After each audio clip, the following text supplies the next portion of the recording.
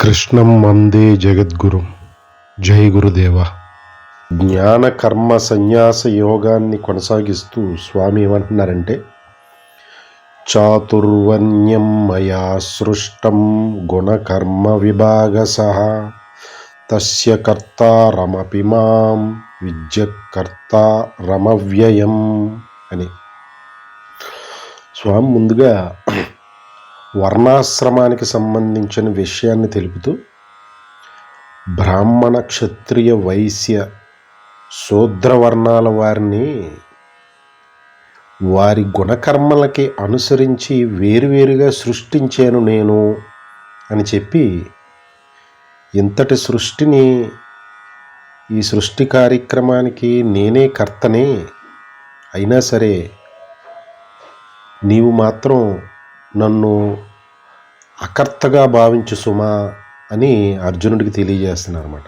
చెప్పి, నేను శాశ్వతుణ్ణి, పరమేశ్వరుణ్ణి అయిన నన్ను అకర్తగా చూడు, నువ్వు అకర్తనని తెలుసుకో అని చెప్పి చాలా సంక్లిష్టమైన ఒక సూచనని తెలియజేశారన్నమాట అర్జునుడికి. ఇక్కడ భగవానుడు ఆ వర్ణాశ్రమంలో ఉన్న బ్రాహ్మణ క్షత్రియ వైశ్య శూద్ర వీరిని గుణకర్మలకు అనుసరించి సృష్టించాను అని అన్నారు తప్పితే, వారు జన్మతః ఆ వర్ణాశ్రమం పొందబడతారు అని అనలేదు స్వామి. అది స్వామి హృదయం అని గ్రహించాలి. గుణకర్మలకు అనుసరించి అని అన్నప్పుడు స్వామి ఇంతకుముందు సూచించున్నారు, తాను తన ప్రకృతిని వశపరుచుకుని ఉండి తనను తాను సృజించుకుంటాను అని అన్నారు. మరొక సందర్భంలో జ్ఞాని అయినా సరే గుణప్రేరేపితం చేత కర్మలు నిర్వహిస్తూనే ఉంటాడు. నేను కూడా సాక్షాత్తు దేహం ధరించొచ్చిన లోకానికి ఆదర్శాన్ని కొనసాగించడానికి కర్మలు నిర్వహిస్తూనే ఉంటాను అని చెప్పి, అత్యంత సామాన్యమైన స్థాయిలో, మళ్ళీ అతీతమైన స్థాయిలో, పలు స్థాయిలలో మాట్లాడుతూ ఉంటారు స్వామి. ఇక్కడ గుణకర్మలు అని అంటే తమో రజో సత్వగుణాలనే 3 గుణాల చేత, ఆ గుణాలు గుణ విభాగమైనటువంటి దేహేంద్రియ మనోబుద్ధి చిత్త అహంకారాలతోటి వ్యవహారం నడుపుతూ ఉంటుంది అని. ఇది చాలా లోతైన విషయాన్ని స్వామి తెలియజేస్తున్నారు. అంటే స్వామి భావన ఏంటంటే, ఒక మానవ దేహం నడవాలంటే తల ఎంత అవసరమో కర్మేంద్రియాలు అంతే అవసరం. ఈ 2 ఎంత అవసరమో జ్ఞానేంద్రియాలు అంతే అవసరం. వీటితో పాటు మనస్సు, బుద్ధి ఎంతో అవసరం. వీటన్నిటి యొక్క సమన్వయమే మానవ దేహం. మరి భగవానుడి యొక్క స్థితి బ్రహ్మనిష్ఠుడు, అంటే విశ్వదేహాన్ని పోషించుకుంటున్న పరబ్రహ్మం, సమస్త విశ్వము ఆయనే, ఏకాత్మది. ఆ స్థితిలో స్వామివారు నోరు విప్పి చెప్తున్నది చార్ట్ 1లో ఉన్నట్టు, ఆ జాతి వర్ణ మత కుల దేశకాల వర్ణాశ్రమ ఆశ్రమ సాంప్రదాయ మార్గాలన్నీ దేహంలోని అవయవాలు అనుకుంటే, ఆ పైనున్న ఆత్మ, దేవుడు, స్వస్థితి, స్వధర్మం అనేది దేహం అయితే, ఈ కిందవన్నీ దేహంలోని అంతర్భాగాలు. ఇవన్నీ కూడా ఎంతో కొలాబరేషన్, కోఆర్డినేషన్తో ఇంటిగ్రేటెడ్ సిస్టమ్గా వర్క్ చేసినప్పుడే ఆ విశ్వదేహం నడుస్తుంది. దానికి అనుగుణంగా స్వామి మాట్లాడుతున్నారు.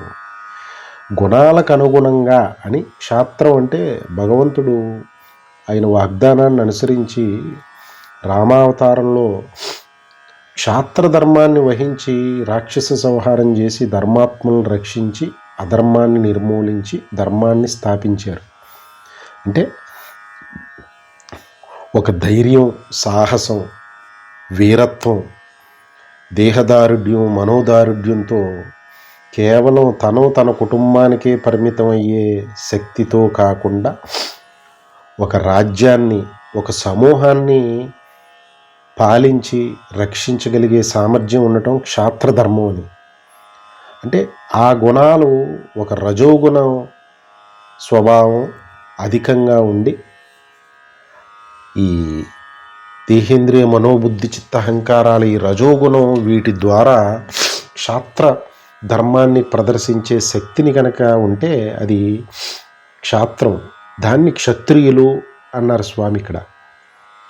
అంటే అది వారు ఆ విధమైన గుణకర్మలని నిర్వహించే వారిని క్షత్రియులు అన్నారు స్వామి. అలాగే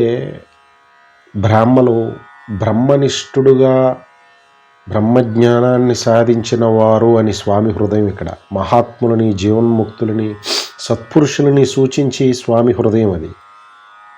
ఎవరైతే అనాదిగా గురు పరంపరాగతమైన బ్రహ్మ విద్య అందుతూ వస్తుందో వారిని సూచించి అన్నమాట బ్రాహ్మణులు అని. పుట్టుకతోటి బ్రాహ్మణులు అనే విషయాన్ని కాదు స్వామి హృదయం ఇక్కడ చెబుతున్నది. శూద్రులు, వైశ్యులు అని ఈ దేహం నడవటానికి అన్ని భాగాలు ఎలా అవసరమో ఇక సమాజంలో ఈ అన్ని రకాలైన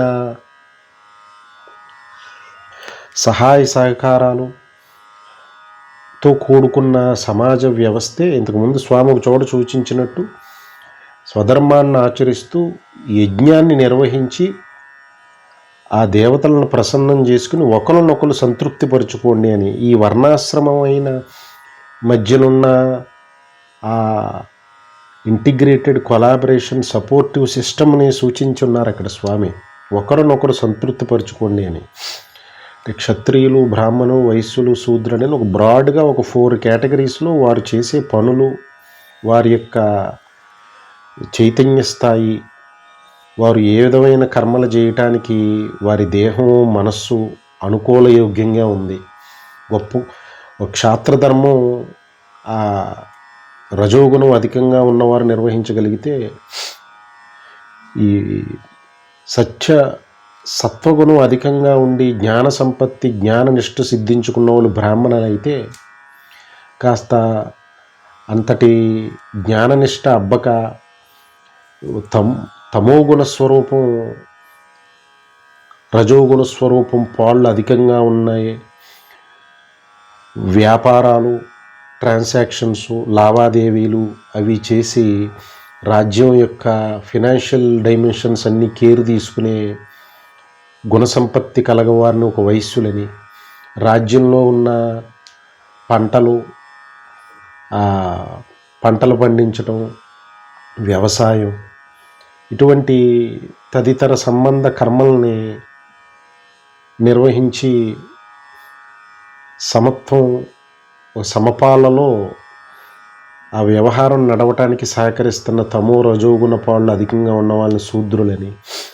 ఎంత కొలాబరేటివ్ ఇంటిగ్రేటెడ్ సిస్టమ్ ఎస్టాబ్లిష్ చేసి వీరు ఎక్కువ వీరు తక్కువ అని చెప్పి ఎక్కడ స్వామి హృదయం చెప్పట్లేదు. ఇక్కడ వారి గుణాలను అనుసరించి సృష్టి చేశాను అని అంటున్నారు స్వామి.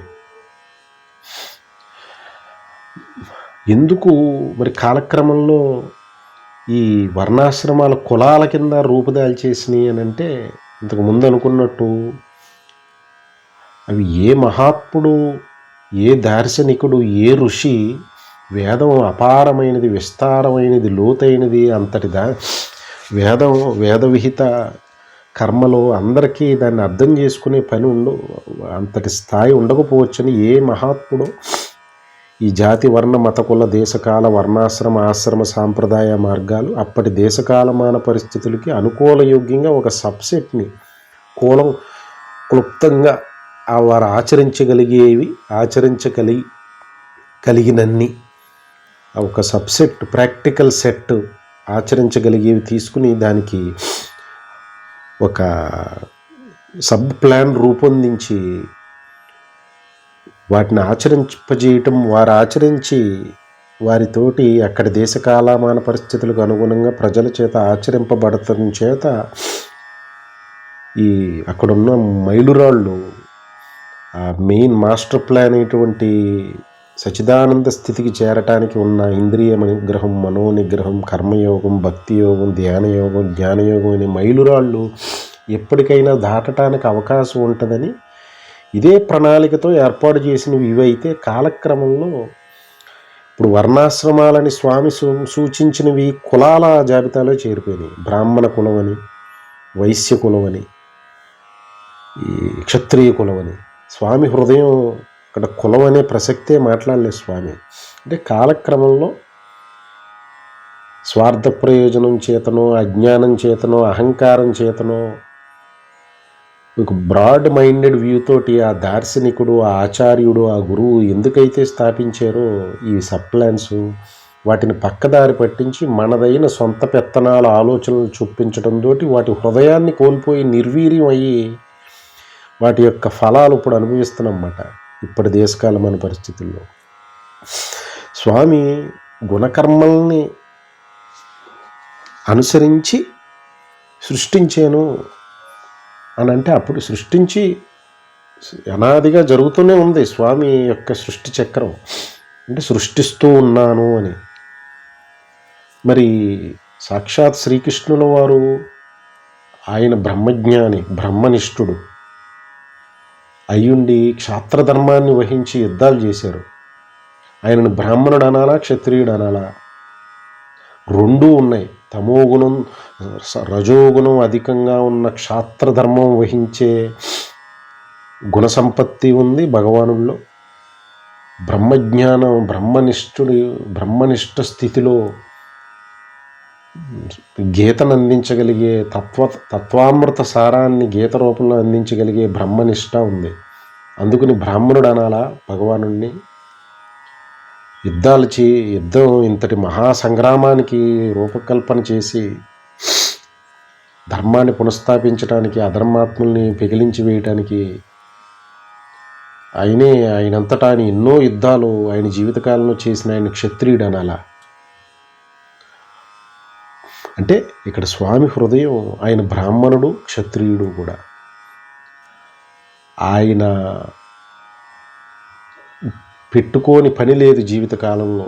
జీవితకాలం పాటు ఆయన సంచరిస్తూనే ఉన్నారు ఏదో ఒక కర్మను తలపెట్టుకుని. ప్రజలకి ఏదో ఒక విధమైన సహాయ సహకారాలను అందిస్తూనే ఉన్నారు. అందుకని ఆయన మహాశూద్రుడు అనాలా భగవానుడిని. అంటే ఆ సచిదానంద స్వరూపం ఈ విశ్వదేహాన్ని తాను నిరంతరం పోషించుకుంటూ మహాశూద్రుడుగా ఉన్నది సచిదానందం.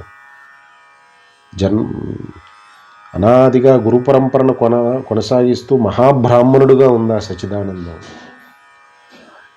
ఈ అధర్మాన్ని పికిలించి వేయటానికి, క్షాత్రధర్మం వహించడానికి వచ్చిన మహాత్ముల రూపంలో మహాక్షత్రియుడిగా ఉంది ఆ సచిదానందం. ఇంతటి మహావ్యవస్థని గొప్ప ట్రాన్సాక్షనల్ డైమెన్షన్తో చేస్తూ ఎక్కడ లోటుపాట్లు లేకుండా బ్యాలెన్స్ షీట్ సరిగ్గా మెయింటైన్ చేస్తూ మహావైశ్యుడిగా ఉంది ఆ సచిదానందం. మరి దేహంలోని అంతర్భాగాలన్నీ కూడా దేహం కిందే పరిగణించబడతాయి. ఈ గుణ సంపత్తితో విశ్వంలో నడుచుకుంటున్న వారందరూ కూడా ఆ దేహంలోని అంతర్భాగమే. భగవానుడే ఇన్ని వర్ణాశ్రమాల రూపంలో ఆయన విశ్వదేహాన్ని పోషించుకుంటున్నారు. అందుకనే నువ్వు కర్తృత్వం వహించొద్దు. ఎక్కడ గుణాలు గుణ విభాగం చేత కర్మలు జరుగుతున్నాయి, నువ్వు కర్తృత్వం వహించి పాడైపోద్దు అని ఎక్కడికక్కడ స్వామి చెప్తూనే వస్తున్నారు. అంటే ఇక్కడ మరి అంతటి బ్రహ్మనిష్ఠుడైన భగవానుడు శ్రీకృష్ణుడు వారికి పుట్టిన పుత్రులు వారికి ఏమాత్రం జ్ఞాననిష్ట సిద్ధించలేదని స్పష్టం అవుతుంది వారి యొక్క జీవన ప్రయాణాన్ని గమనిస్తే. మరి క్షత్రియుడుగా ఉండి బ్రాహ్మణుడుగా ఉన్న భగవానుడికి జన్మించిన పుత్రుల్లో ఆ బ్రహ్మనిష్ట కలిగిన వారు కనపట్ల. మహా అయితే కొన్ని యుద్ధాలు చేసి క్షాత్రధర్మాన్ని చూపించారు వారు. మరి భగవానుడు బ్రహ్మజ్ఞానిగా నడయాడినందుకు భగవానుడు హృదయం బ్రహ్మనిష్ఠుడే బ్రాహ్మణుడు అని గుణసంపత్తిని బట్టే నేను సృష్టి చేశాను అని అంటున్నప్పుడు మరి భగవానుడికి జన్మించిన పుత్రుడు బ్రహ్మనిష్ఠుడు కాలేదని చెప్పి ఆయనని కాకపోయినా భగవానుడు బ్రాహ్మణుడని సూచించట్లేదు అతన్ని. ఈ కుండల తయారు చేసే గుణసంపత్తి ఉన్న కుటుంబంలో పుట్టిన గోరా కుంభారు బ్రహ్మనిష్ఠని సిద్ధింపజేసుకున్నాడు. భగవానుడు హృదయం ఆ గోరా కుంభారు బ్రాహ్మణుడని. దీని ఇంకా సుస్పష్టం అవుతుంది జనకుల వారిని చూస్తే. ఆయన చెయ్యని సాధన లేదు ఆ బ్రహ్మనిష్టని సిద్ధింపజేసుకోవడానికి. చార్ట్ 1లో సూచించిన 6 మైలురాళ్ళు సాధన చేసి ఉన్నారు. ఆయన గురువుల్ని సేవించారు, రాజ్యాన్ని పరిత్యాగం చేయబోయారు ఆ జ్ఞాననిష్టను సిద్ధింపజేసుకోవడానికి. దాన్ని సిద్ధింపజేసుకుని గురు సూచనతో రాజ్యాన్ని అకర్తృత్వ భావంతో ఫలాపేక్ష లేకుండా యజ్ఞమయమైన పాలన చేశారు. అందుకని ఆయన రాజు ప్లస్ ఋషి, రాజర్షి అని అన్నారన్నమాట. మరి ఆయన క్షత్రధర్మం వహించారు, బ్రహ్మనిష్ఠుడై ఉండి బ్రాహ్మణుడుగా ఉన్నారు, క్షాత్రధర్మాన్ని వహించి క్షత్రియుడుగా ఉన్నారు. మరి పుట్టుకతోటే వర్ణాశ్రమం అనే మాట సంబోధించలేదంటే ఇవి పుట్టుకకు ఆపాదించలేదు ఎక్కడ స్వామి. కాలక్రమంలో ఆ క్షాత్ర ధర్మాన్ని వహించిన వారికి జన్మించిన పుత్రులు అంతటి క్షాత్రాన్ని ప్రదర్శించగలిగితే వారిని క్షత్రియులు అనాలని. వారు కనుక తమోగుణ స్వరూపంతో అంతటి గుణసంపత్తిని ధైర్య సాహసాలని ప్రజలని పాలించగలిగే శక్తి సామర్థ్యాలు ప్రదర్శించలేకుండా ఉంటే అటువంటి క్షత్రియుడికి జన్మించిన కుమారులను క్షత్రియులు అంటానికి లేదు భగవంతుడు హృదయం ప్రకారం. వారు ఏ విధమైన కర్మల్ని వారు ఒక బిజినెస్ అది చేస్తూ వ్యాపార లావాదేవీలు చేస్తూ విదేశాల నుంచి ఎగుమతులు దిగుమతులు అవి చేస్తూ ఇటువంటి వ్యవహారం చేయగలిగే గుణసంపత్తిని కలుగుంటే వారిని వైశ్యులే అనాలి, క్షత్రియుడికి జన్మించిన పుత్రుడైనా. లేదు ఇది కూడా కాకుండా వ్యవసాయం తదితర సంబంధ లోకంలో ఉన్న ఇతర కర్మల్ని నిర్వహించగలిగే శక్తి సామర్థ్యాలు కూడి ఉంటే అతన్ని శూద్రుడనే అనాలి. ఇక్కడ శూద్రత్వానికి ఏమాత్రం తక్కువ ఆపాదించలేదు, క్షాత్రత్వానికి ఎక్కువ ఆపాదించలేదు స్వామి. దేహంలోని భాగాలంతే ఇవి. గొప్ప మేధావి అయ్యున్న గొప్ప ఒక మనుష్యుడికి కాళ్ళు లేకపోతే అతను మూలన పడి ఉండవలసిన పరిస్థితి. మరి ఆ విధంగా ఎక్కడా కూడా భగవంతుడి హృదయంలో ఒక సమత్వాన్ని, ఒక బ్యాలెన్స్డ్ సిస్టమ్ అని నడపటానికి గుణకర్మలకు అనుసరించి చెప్పిన హృదయమే స్వామి తప్పితే ఎక్కడ ఇది 1 అని 2 అని 3 అని 4 అని ఎక్కడా సంబోధించలేదు. మరి అంతటి వారి గుణకర్మలను అనుసరించి ఒక కుటుంబం శూద్రుడి కింద భగవంతుడు హృదయం ప్రకారం శూద్రులు అని అనుకున్న ఒక కుటుంబంలో జన్మించి సాధన సంపత్తి ద్వారా బ్రహ్మనిష్టను సిద్ధింపచేసుకున్న కుమారులు పిల్లలుంటే వారిని బ్రాహ్మణుడుగా సంబోధిస్తున్నారు స్వామి ఇక్కడ. మరి వారి తల్లిదండ్రులు శూద్రులను సంబోధించారు స్వామి. ఆ కుటుంబంలో జన్మించి జ్ఞాననిష్టను సిద్ధింపజేసుకున్న పిల్లల్ని బ్రాహ్మణుడు అంటున్నారు స్వామి. మళ్ళీ ఈ బ్రహ్మనిష్ఠుడైన ఈ పిల్లవాడు కడుపుని రేపు ఒక క్షత్రియ గుణగ సంపత్తితో కూడుకున్న పిల్లవాడు పుడితే వాడిని క్షత్రియుడు అంటున్నారు స్వామి. అంటే ఇది పుట్టుకు ఆపాదించట్లేదు. వారి యొక్క గుణకర్మలు, గుణాలకు అనుగుణమైన తమో రజో సత్వ గుణాలకు అనుగుణమైన ఏ విధమైన కర్మలు స్వామి సూచించిన స్వధర్మంలో ఆచరించగలుగుతున్నారో వాటికి ఆపాదిస్తున్నారు అని గ్రహించాలి.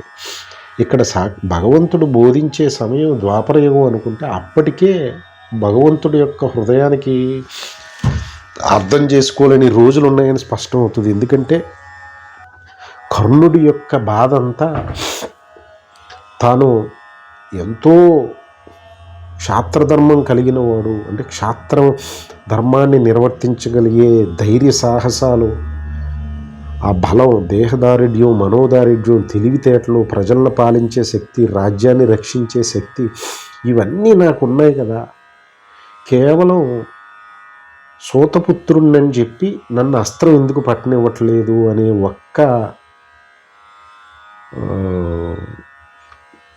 ఆలోచనే ఆయన్ని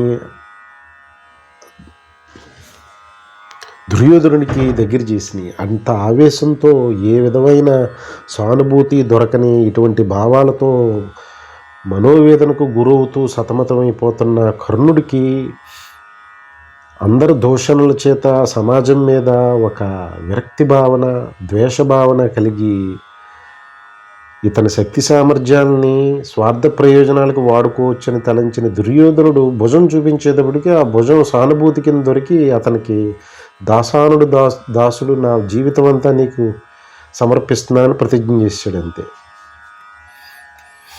అంటే భగవంతుడు హృదయమైన ఆ బ్రాహ్మణ క్షత్రియ వైశ్య శూద్ర వ్యవస్థ భగవానుడున్న ద్వాపరయుగం కాలం నాటికే దెబ్బతినేసిందని, ఆ హస్తినాపురం ఆ సామ్రాజ్యంలో సూతపుత్రుడు అని పిలువబడుతున్న కర్ణుడికి అస్త్రం పట్టే అవకాశం ఆ రాజ్యం ఇవ్వలేదు.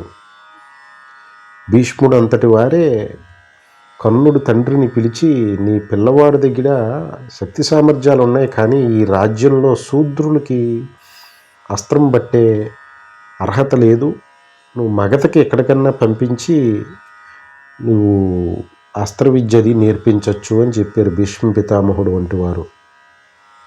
అంటే కొన్ని అప్పటి దేశకాలమాన పరిస్థితులను బట్టి కాలక్రమంలో భగవంతుడు హృదయాన్ని డైల్యూట్ అయిపోతూ వచ్చింది. భగవంతుడు ఏ హృదయంతో వేద విహిత కర్మల్లో సూచించిన ఆశ్రమానికి అనుగుణమైన స్వధర్మం డైల్యూట్ అయిపోతూ వచ్చింది. భగవంతుడు ఉన్న కాలం నుంచే ద్వాపరయుగంలోనే కనపడుతుంది ఇది. అంటే ఇది ఇంక ఇప్పటి పరిస్థితులు చెప్పుకోకర్లేదు. ఇది ఇంకా లాస్ట్ డ్రాప్ ఆఫ్ డైల్యూషన్ ఏదన్నా ఉంటే ఇప్పటి పరిస్థితులని గ్రహించవచ్చు. ఇవి కులాల కింద చలామణి అవుతున్నాయి ఇప్పుడు. పుట్టుకతోటి బ్రాహ్మణుడు, పుట్టుకతోటి క్షత్రియుడు, పుట్టుకతోటి వైశ్యుడు, పుట్టుకతోటి శూద్రుడు. భగవంతుడు హృదయానికి ఇప్పటి మన చేష్టలకి ఏమన్నా పొంతనుందా? లింకే తెగిపోయింది. అంటే పరధర్మం పాలైపోయాం. భయానకమైన జీవనాలు.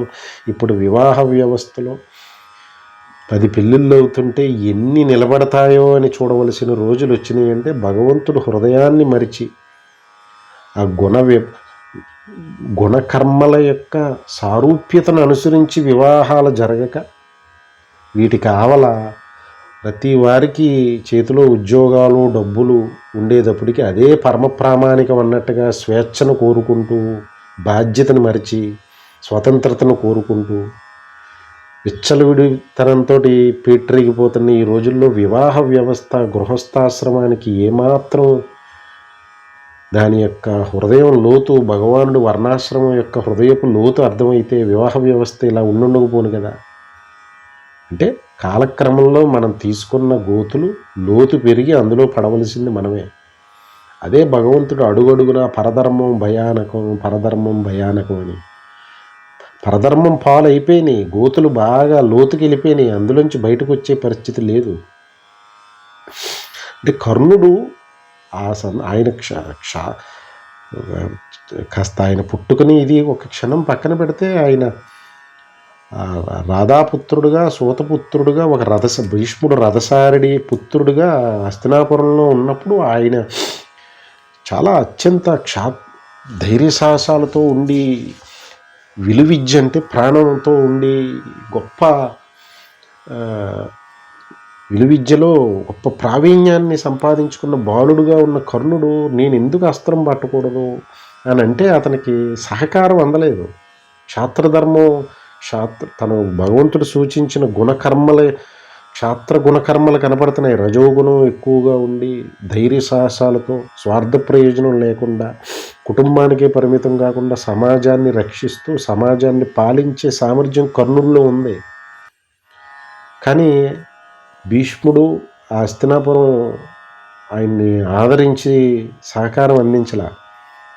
దుర్యోధనుడు చేరదీసేటప్పటికి అధర్మం ధర్మమా అధర్మం అనే వివేచనను కోల్పోయి ఆ సానుభూతికి బానిసయ్యాడన్నమాట కర్ణుడు. అది వేరే కథ. అది అంటే వర్ణాశ్రమం యొక్క స్వామి హృదయం స్వామి ఉండగానే దెబ్బతింది. ఏమి చూస్తూ ఉంటారు, స్వామి చెబుతారు ఒకసారి 2 సార్లు, బాబాగారు చెప్పినట్టు 2 సార్లు చెప్తాం, 3వసారి కాలానికి విడిచిపెడతామని. కాలానికి విడిచిపెడితే ఖాళీ మింగేసినట్టే.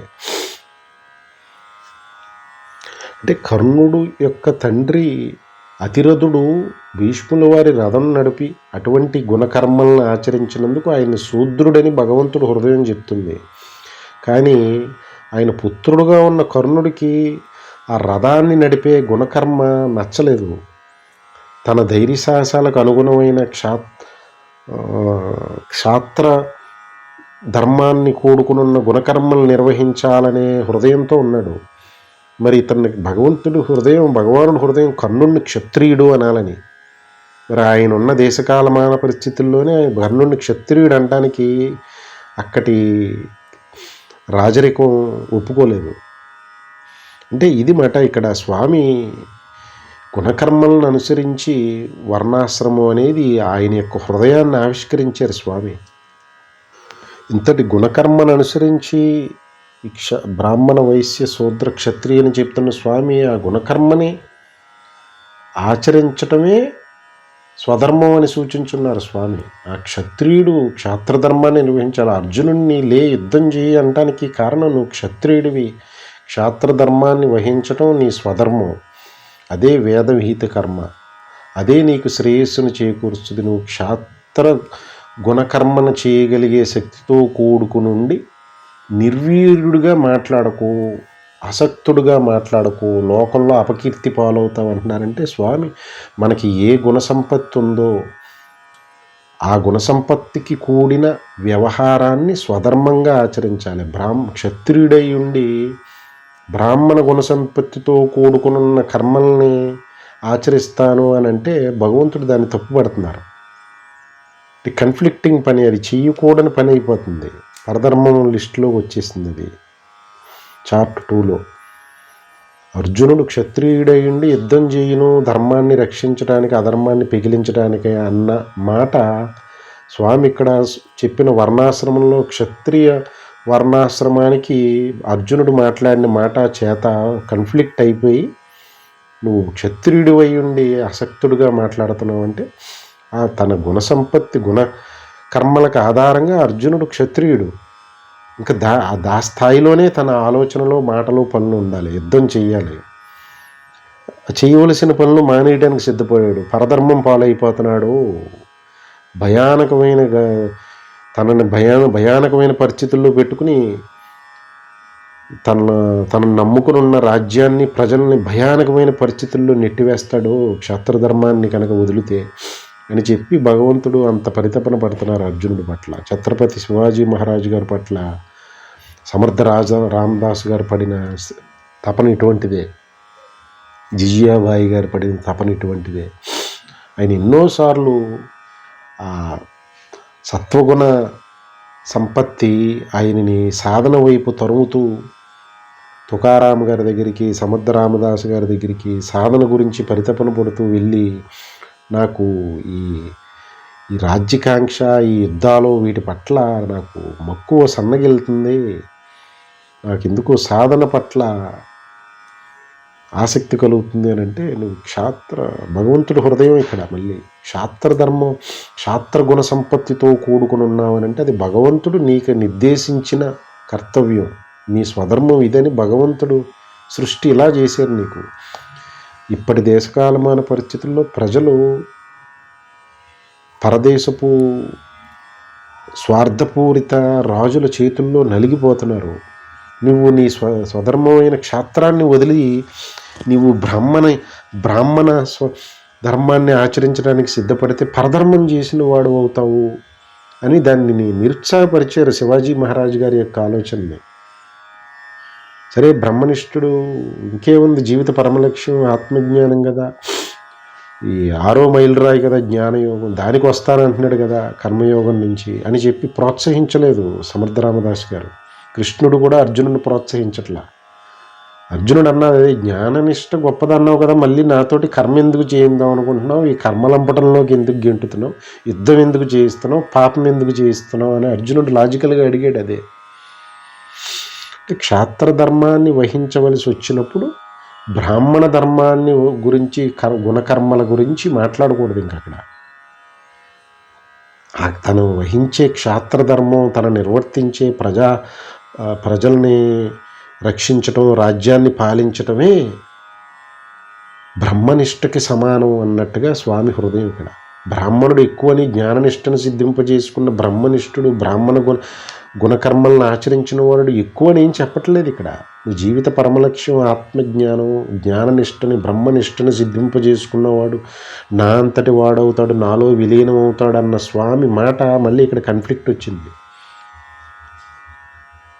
మరి అర్జునుడి చేత క్షాత్రధర్మమే నిర్వర్తింపజేస్తున్నారు అంటే లోతుల్లోకి వెళితే ఆ మాట జీవిత పరమలక్ష్యం ఆత్మజ్ఞానం అని చెప్పి జనరలైజ్డ్ మోడ్లో సాధనా సంపత్తితోటి, సత్వగుణ సంపత్తితోటి లౌకిక జీవితంలో విరక్తి కలిగి ఆధ్యాత్మిక జీవితంలో అడుగుపెట్టిన సాధకులకి గురు సాంప్రదాయం ద్వారా గురువుని అనుగ్రహింపజేసుకుని జీవిత లక్ష్యాన్ని సిద్ధింపజేసుకుని జన్మచక్రం నుంచి బయటపడదాం అనుకున్న వాడి సత్వగుణ సంపత్తి వాడి గుణకర్మలో బ్రహ్మనిష్టను సిద్ధింపజేసుకుంటానికి ఉన్నాయి. వాడికి సూచించిన మాట అది. అప్పుడు చెప్పిన మాట కింద భావించాలి దాన్ని.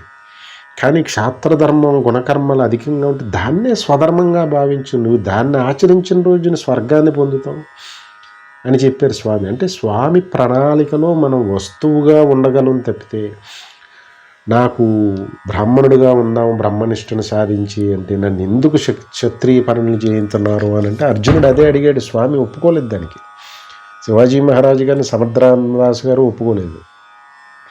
ధర్మరాజు కూడా అడిగింది ఇదే, నాకు ఇవేమి వద్దు, నాకు వీటి మీద ఆ సత్వగుణ సంపత్తి లాగివేస్తుంది ధర్మరాజు గారిని. తపస్సు చేసి సన్యాసాశ్రమం బ్రహ్మచర్యం వహించడం లేకపోతే గృహస్థాశ్రమంలోనే ఉంటూ తపస్సు చేసి జ్ఞాననిష్టను సిద్ధింపజేసుకోవాలని ధర్మరాజు గారి యొక్క సత్వగుణం అటువంటి గుణకర్మల వైపు లాగుతుంది.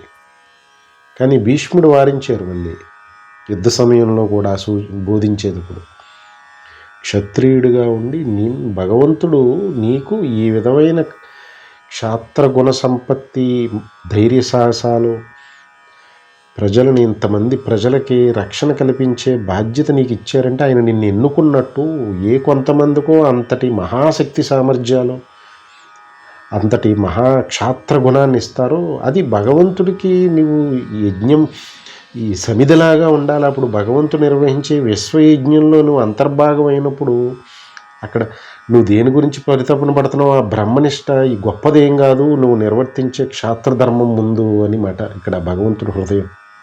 అంటే క్షత్రియుడు స్వధర్మం కింద ఈ భగవంతుడి యొక్క ఉపకరణంగా అధర్మ నిర్మూలనకి, ధర్మ సంస్థాపనకి, ధర్మాత్ముల రక్షణకి, అధర్మాత్ములు పికిలించి వేయటానికి క్షాత్రగుణం తినకున్నదానికి అంతటి అవకాశం స్పాంటేనియస్గా వస్తే భగవంతుడు తినని ఎంచుకున్నారు. అప్పుడు తిన క్షాత్రధర్మాన్ని వహించే భగవంతుడు హృదయాన్ని నెగ్గి భగవంతుడిలో ఐక్యం అవ్వచ్చు అని ఇక్కడ కనపడుతుందన్నమాట. లేదంటే ఇప్పటికీ క్షాత్రధర్మం నిర్వహింపజేసి ఇంకొక రకంగా సమన్వయం చేసుకుంటే స్వామివారు సూచించిన బ్రహ్మనిష్ట స్థితి అనేది సాధనామయమైన సత్వగుణ సంపత్తి, గుణ సంపత్తి అధికంగా ఉండి జీవిత లక్ష్యం అదన్న సాధనా సంపత్తితో కూడుకున్న కోణంలో ఆలోచిస్తే ఇప్పటికీ క్షాత్రధర్మాన్ని నిర్వహింపజేసి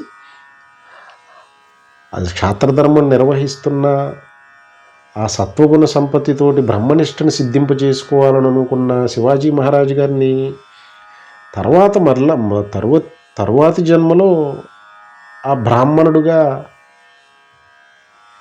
బ్రహ్మనిష్ఠుడయ్యే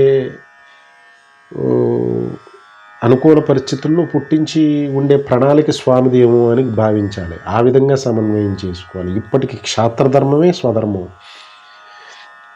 అటువంటి గుణ సంపత్తి ఉంటే ఒకవేళ సత్వగుణ సంపత్తి గుంజుతున్న సాధన వైపు మన భగవంతుడు మనకి విధించిన కర్మ వలనే నేను దాన్ని వదిలిపెడితే ప్రజలు రాజ్యం అల్లకల్లోలం అవుతుంది, పరధర్మం పాలైపోతారు ప్రజలు అన్నప్పుడు ఇప్పటికి ఇదే కర్తవ్యం. ధర్మరాజు గారు చేసింది, శివాజీ మహారాజు గారు చేసింది, ఎంతో మహాత్ములు రాజర్షి అని జనకుడు చేసింది. శ్రీరాముడు కూడా ఇటువంటి సందిగ్ధావస్థలోనే 16 ఏళ్ల వయసులో ఒక విపరీతమైన వైరాగ్య భావనకు గురై అగమ్యగోచరమైన స్థితిలో సతమతం అయిపోతుంటే ఆ వశిష్ఠ గీతని బోధిస్తే స్వధర్మం అంటే ఏంటి, పరధర్మం అంటే ఏంటి, తాను అకర్తృత్వ భావనతో ఫలాపేక్ష రహితంగా క్షాత్రధర్మాన్ని వహించి ఉండటం ఎలాగో అర్థమయ్యేటప్పటికీ ఆ నిర్వీర్యం ఏదైతే ఆ వైరాగ్య భావన, ఇంప్రాక్టికల్ వైరాగ్యం ఏదైతే ఉందో, మెట్ట వైరాగ్యం, మెట్ట వేదాంతం, అదంతా తొలగి స్పష్టత వచ్చి జీవిత లక్ష్యం ఏంటి, స్వధర్మం అంటే ఏంటి, పరధర్మం అంటే ఏంటి, కర్మని కోరిక లేకుండా కర్మను నిర్వర్తించడం యజ్ఞం ఎలా అవుతుంది, ఇవన్నీ ఆ వశిష్ఠ గీత ద్వారా స్పష్టత వచ్చి ప్రశాంతతను పొంది రాజ్యధర్మాన్ని క్షత్రియుడిగా నిర్వహించారు స్వామి శ్రీరాముడు. మరి సాక్షాత్ ఆయన బ్రహ్మనిష్ఠుడు, బ్రహ్మజ్ఞాని శ్రీరాములు వారు. ఎన్నో సందర్భాల్లో హనుమంతుడు అంతటి మహాజ్ఞాని శ్రీరాములను గురువుగా ఎంచుకున్నారంటే ఆయన బ్రహ్మనిష్ఠుడై ఉండబట్టి కదా. అంటే ఈ లోతుల్లోకి వెళితే భగవంతుడి హృదయం ఏంటంటే అంతా స్వామి యొక్క లీలా నాటక వినోద రంగం. లోతుల్లోకి వెళితే అన్ని లెక్కలన్నీ జీరో సమ్ గేమ్. ఇది ఈ జీరో సమ్ గేమ్ అయిన ఈ భగవంతుడి లీలా నాటకంలో లెక్కలు కాసేపు మాట్లాడుకుంటే తర్వాత ఇవన్నీ కూడా హాస్యాస్పదంగా ఉంటాయి. ఇంతకుముందు చార్ట్ 1లో సూచించిన ఈ జాతి, వర్ణ, మత, కుల, దేశ, కాల, వర్ణాశ్రమ, ఆశ్రమ, సాంప్రదాయ మార్గాలు ఒక ఆచార్యులు, సద్గురువులు ఒక బ్రాడ్ మైండ్తో జీవుల్ని లిమిటెడ్ సెట్ని ఆచరింపజేసి ఉన్నతమైన సాధనా మార్గంలో అడుగు పెట్టించడానికి మొదలైనవి కాలక్రమంలో స్వార్థ ప్రయోజనాల చేత అజ్ఞానులు వీటిని నిర్వీర్యం చేసిన అవి అంతే శక్తివంతంగా ఉండి ఇప్పటికీ ఆచరింపబడుతున్న ఏది ఏమైనా ఇదంతా జీరో సమ్ గేమ్. ఇవన్నీ కూడా భగవంతుడి సూచిస్తున్న స్వస్థితిలో ఈ నది సముద్రంలో కలిసిపోయినట్టుగా మమేకం అయిపోవటమే. వీటికి ఏ అస్తిత్వం ఉండదు అంతిమంగా. కానీ ఇప్పటి వరకు ఇవి సత్యం, వ్యవహారిక సత్యం. ఇప్పుడు ముందుకు వెళ్తే స్వామి వర్ణాశ్రమాల గుణకర్మలకి అనుసరించి సృష్టించాను. ఇది చాలా ఇంపార్టెంట్ మాట. ఇది అంటే ఇప్పుడు ఒక దేశంలోనూ ఒక మతంలోనూ ఇప్పుడు నీ కాసేపు కులం అనుకుంటే ఒక కులంలోనూ ఉన్న వారి మధ్యన వివాహాలు ఎందుకు కుదిరేవంటే వారి ఆచార వ్యవహారాలు, కట్టుబాట్లు, పూజా విధానాలు, వారి గుణకర్మలు ఒకలాగా ఉంటాయని సారూప్యతతో వివాహం చేసేవారు. ఆ పర్టికులర్ ప్రదేశంలో ఉన్నవాళ్ళు ఆ ప్రదేశంలో ఉన్నవారితో, ఆ కులం వారు ఆ కులం వారితో, ఆ మతం వారు ఆ మతం వారితో. ఇప్పుడున్న కాస్మోపాలిటన్ కల్చర్లో ఆ మతంలో ఉన్నవారికి ఆ మతం యొక్క ఆచరణ లేదు, ఆ కులంలో ఉన్నవారికి ఆ కులం యొక్క కట్టుబాటు లేవు, ఆ ప్రాంతంలో ఉన్నవారికి ఆ ప్రాంతంలో ఉన్న ఆచార వ్యవహార సాంప్రదాయాలు లేవు. ఇంకా ఏమి చూసి సిమిలారిటీ మ్యాచ్ వివాహం ఏర్పాటు చేయాలి అంటే ఈ జాతి, వర్ణ, మత, కుల, దేశకాల, వర్ణాశ్రమ, ఆశ్రమ, సాంప్రదాయ మార్గాలు అన్నీ. ఇంకా సాంప్రదాయాల విషయాలకు వస్తే ఈ ద్వైత, విశిష్టాత, అద్వైత కొంతమంది వారికి ఆ సాంప్రదాయంలో ఉన్న వారి మధ్యనే వివాహం కుదుర్చుకునేవారు. ఇప్పుడు ఆ సాంప్రదాయాలు కూడా డైల్యూట్ అయిపోయినాయి. ఇంకా ఏ సిమిలారిటీ చూసి వివాహం చెయ్యాలో అర్థం అవ్వని పరిస్థితి. ఏదో పేరుకే ఉన్న ప్రదేశం, పేరుకే ఉన్న కులం, పేరుకే ఉన్న మతం, పేరుకే ఉన్న సాంప్రదాయం, పేరుకే ఉన్న వర్ణాశ్రమాలకి వివాహం చేయడంతో అసలు 10కి ఎన్ని నిలబడతాయో చూడవలసిన పరిస్థితి ఇప్పుడు చూస్తున్నాం. కారణం కాస్మోపాలిటన్ కల్చర్ పేరిట మన మూలాల మరిచి, భగవంతుడు హృదయమైన వీటి యొక్క ప్రయోజనాన్ని మరిచి, వాటి ఆచరణను మరిచి, ఉద్యోగం, ధన సంపార్జన, గొప్ప గొప్ప చదువులు, ఎంజాయ్, లగ్జరీ, ఫ్రీడమ్ము, సెల్ఫ్ రెస్పెక్టు అనే ఒక ఇల్యూజనరీ ప్రపంచంలో యువత బతకటంతో అసలు గృహస్థాశ్రమం యొక్క ఆవశ్యకత ఏంటో, ఎందుకు దాన్ని ఏర్పాటు చేశారో, అది జీవితకాలం పాటు ఒక స్త్రీకి పురుషుడికి ఎంతటి భరోసాను, ఒకళ్ళ పట్ల ఒకరికి సహాయ సహకారాలు అందించుకునే జీవితాన్ని అమృతతుల్యం చేసుకోవాలి, ధర్మబద్ధమైన భోగాన్ని అనుభవించి అంతిమంగా సాధన ద్వారా ఇద్దరూ తరించగలిగి స్థితికి చేర్చే గృహస్థాశ్రమం నిర్వీర్యం అయిపోయి, ఆ వివాహ వ్యవస్థ నిర్వీర్యం అయిపోయి, ఇటువంటి రోజుల్లో మరి తప్పులకి కారణం ఎవరి మీద నెడతాం? అదే స్వామి సూచించింది, పరధర్మం పాలైతే భయానకమైన ఫలితాలని. కోర్టుల చుట్టూ తిరుగుతున్న మగవాళ్ళు ఆ భయానకమైన పరిస్థితుల్ని, ఆ బెదిరింపుల్ని భరించలేక ఆత్మహత్యలు చేసుకుంటున్న స్త్రీ పురుషులు, ఈ అన్నిటికీ మూలం భగవంతుడు హృదయం. వర్ణాశ్రమం అనేది ఒక ఉదాహరణగా అందులో ఉన్న సాంప్రదాయాలు, మార్గాలు, దేశకాల, మత, జాతి, వర్ణాలు ఇవన్నిటిలోనూ డైల్యూట్ అయిపోయిన పరిస్థితులు ఇవి. సిమిలారిటీ ఏమి చూసి వివాహం చేయాలి? అందులో అవన్నీ ఇల్యూజనరీ వర్డ్స్, అందులో ఆచరణ లేదు, మతంలో మతాచరణ లేదు, ఆ ప్రాంతంలో ఆ కట్టుబాట్లు లేవు, ఆ సాంప్రదాయంలో పాటించే విధానం లేదు. అందుకని ఆ సిమిలారిటీస్ మ్యాచ్ అవ్వక మిస్మ్యాచ్ అవుతున్నాయి ఈ వివాహం అంతా కూడా. అక్కడ రాజ్యం వెళుతున్నది అహంకారం, అజ్ఞానం, ఇంద్రియ భోగాసక్తి. భగవంతుడు ఏది ఉండకూడదో, దేని నిగ్రహించాలో జీవితంలో అని మొదట మెట్టుగా చెప్పిన ఇంద్రియ నిగ్రహం, మనో నిగ్రహం. ఈ రెండిటి వెనకాల పడటంతో ఈ మొత్తం సిస్టమే దెబ్బతినేసిన పరిస్థితులు కనపడుతున్నాయి. ఎందుకు గతంలో గురుకుల విద్యా వ్యవస్థలో బోధించేది ముందు ఏ జాతి, వర్ణ, మత, కుల, దేశ, కాల, వర్ణాశ్రమ, ఆశ్రమ, సాంప్రదాయ మార్గాల వారైన క్షత్రియులైన రాజులు కూడా పిల్లలను గురుకులానికే పంపించారు. బ్రాహ్మణుల పిల్లలు అక్కడికి వెళ్ళేవారు. అంటే ముందుగా అక్కడ ఇంద్రియ నిగ్రహం, మనో నిగ్రహం మీద ట్రైనింగ్ అయ్యేది. కర్మయోగం, భక్తి యోగం, ధ్యానయోగం, జ్ఞానయోగం ఆచరింపజేసేవారు. అన్నీ అయిన తర్వాత వారి యొక్క గుణకర్మలు, ఏ విధమైన గుణకర్మలతోటి ఉన్నారో ఆ విద్యార్థి అని గ్రహించి, నువ్వు గృహస్థాశ్రమంలోకి వెళ్ళు, నువ్వు బ్రహ్మచర్యంలోకి వెళ్ళు, నువ్వు సన్యాసం తీసుకో అని చెప్పి గురువు నియమించి పంపించేవారు. సాధ్యమైనంత ఎక్కువ గృహస్థాశ్రమానికే పంపించేవారు. అది రాజయోగం కాబట్టి. గొప్ప గుణ సంపత్తితో, సత్వగుణ సంపత్తితో ఉండి కేవలం భగవత్ ప్రాప్తిని ప్రాప్తించుకోవడానికి, జ్ఞాననిష్టను సిద్ధింపు చేసుకోవడానికి పరితపన పడే కుర్రవాడిని బ్రహ్మచర్యానికో సన్యాసానికో ప్రోత్సహించేవారు. అంటే గుణకర్మల ఆధారంగా గురువు నిర్ణయించేవారు.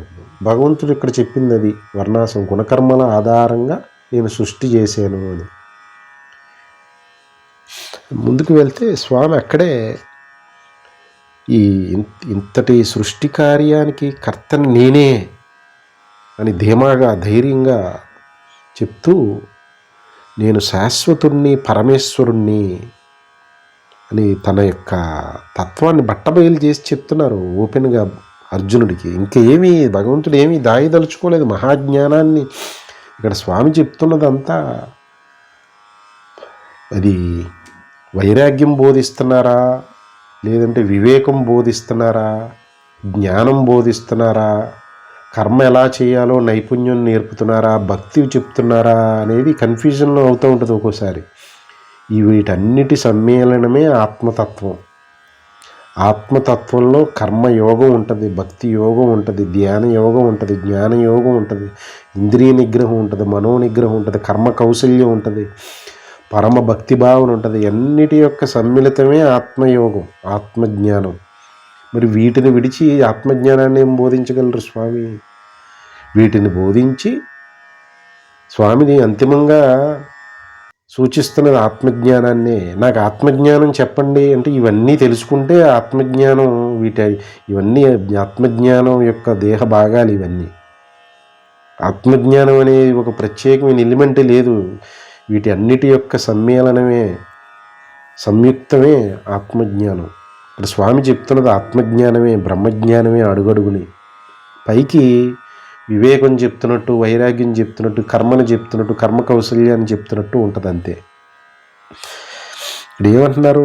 నేను కర్తన నేనే అని అన్న స్వామి వెంటనే నేను పరమేశ్వరుణ్ణి, శాశ్వతుణ్ణి అంటే ఆయన సచిదానంద తత్వాన్ని ఇంతకుముందు అర్జునుడికి చెప్పిన నేను శాశ్వతుణ్ణి అని అన్నారు. మళ్ళీ చెప్తున్నారు అన్నమాట. శాశ్వతుడు దేహపరంగా నువ్వు చూస్తున్నావు, నేను ఆత్మపరంగా మాట్లాడుతున్నాను. ఆయన ఆత్మస్వరూపుణ్ణి నేను, అందుకునే శాశ్వతుణ్ణి, ఆత్మస్వరూపుణ్ణి కాబట్టి పరమేశ్వరుణ్ణి నేను అని చెప్పి, నువ్వు మాత్రం నన్ను అకర్తగా నేను అకర్తను అని తెలుసుకో సుమా అంటున్నారు. ఎందుకు అకర్త అయ్యారు స్వామి? ఇంతకుముందు కర్తను అన్నారు, కన్ఫ్లిక్టింగ్గా మాట్లాడుతున్నారు. మళ్ళీ మన చైతన్య స్థాయిని ఎలివేట్ చేసుకోవాల్సిన